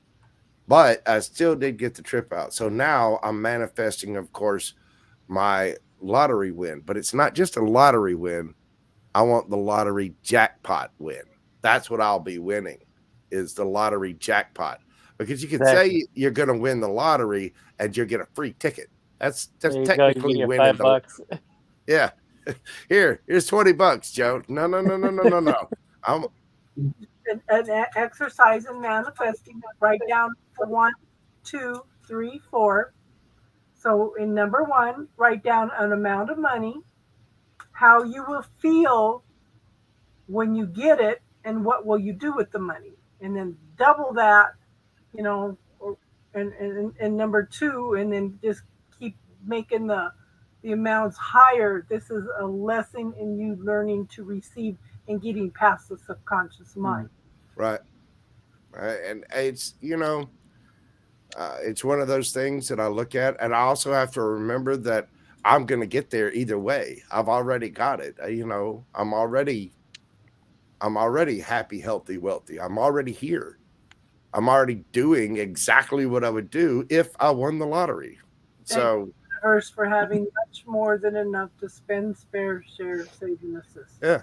I mean, I eat well, look good, have fun, goof off, tell the best jokes. I know. Hold on. According to me, anyway. Yeah. Hungry and wants to go to bed. She kept me up all night last night because she had a backache. I put some triple antibiotic on her eye, and she rubbed it off on her freaking bed, and then she licked it. I said, "Oh, great." Okay, let me respond to that in French. Ooh.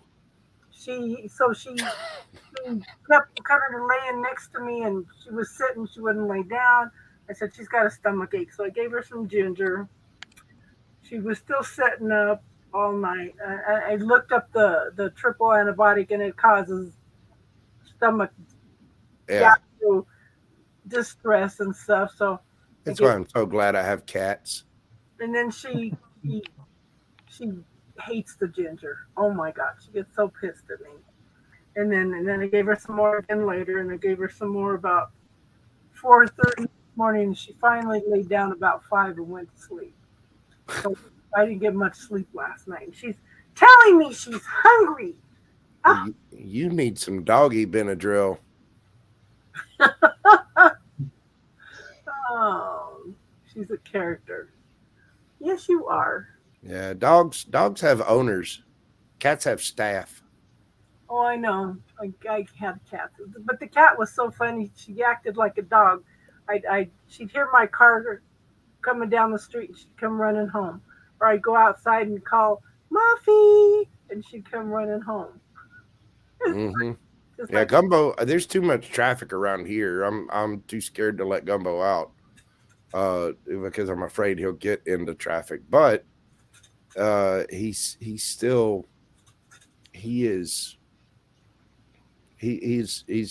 a goodly king surveying his lands, and I get to be a lucky peasant that lives in his kingdom. Yeah. Cats are characters, but I seem to be a dog person. Well, I'm allergic to cats, so that's kind of a problem. So tomorrow I'll be getting together. Well, I'm going to watch the Super Bowl for the ads. There was a charity thing that I bought a square on their little charity drive. So I'll be checking out the score as well to see if I win any extra money. And I'm certain that I will because I got good numbers. But after during the Super Bowl, my niece is coming over. We're going to sit down and one of the things we're working on is those worksheets that I told you about, Miss Casey. Yeah. And so once I get one together, I'll send you a copy of that. Let you check it out. Okay. But I think that'll be a really useful tool for people because it's other than you and a handful of other readers and people out there online, nobody's teaching folks how to do this stuff. They're just saying, you got to do your shadow work. You got to do your shadow work. Oh, what's shadow work? I need to go stand behind the house on the opposite side of the sun. What do you mean shadow work? Well, I try to teach a little bit.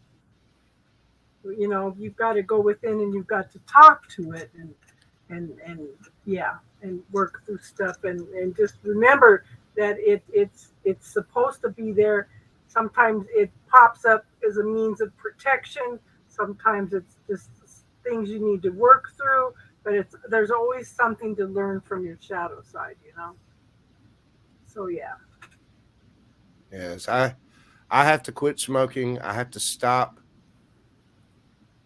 using non-YouTube approved language.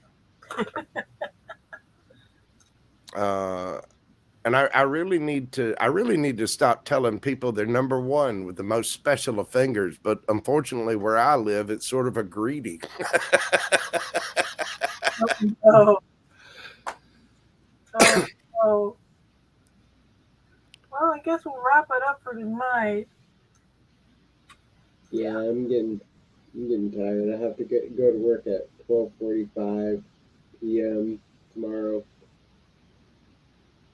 Well, at least you get to sleep in a little bit. Yeah. Yeah. I'm glad you guys all came tonight. I'm glad you're participating more. Thank you for having us as always. I greatly appreciate it. It's always a fun and interesting discussion. Yes. You guys contribute a lot. Yes, you do. Okay, everyone have a good one and namaste. Namaste. Y'all be good. You too.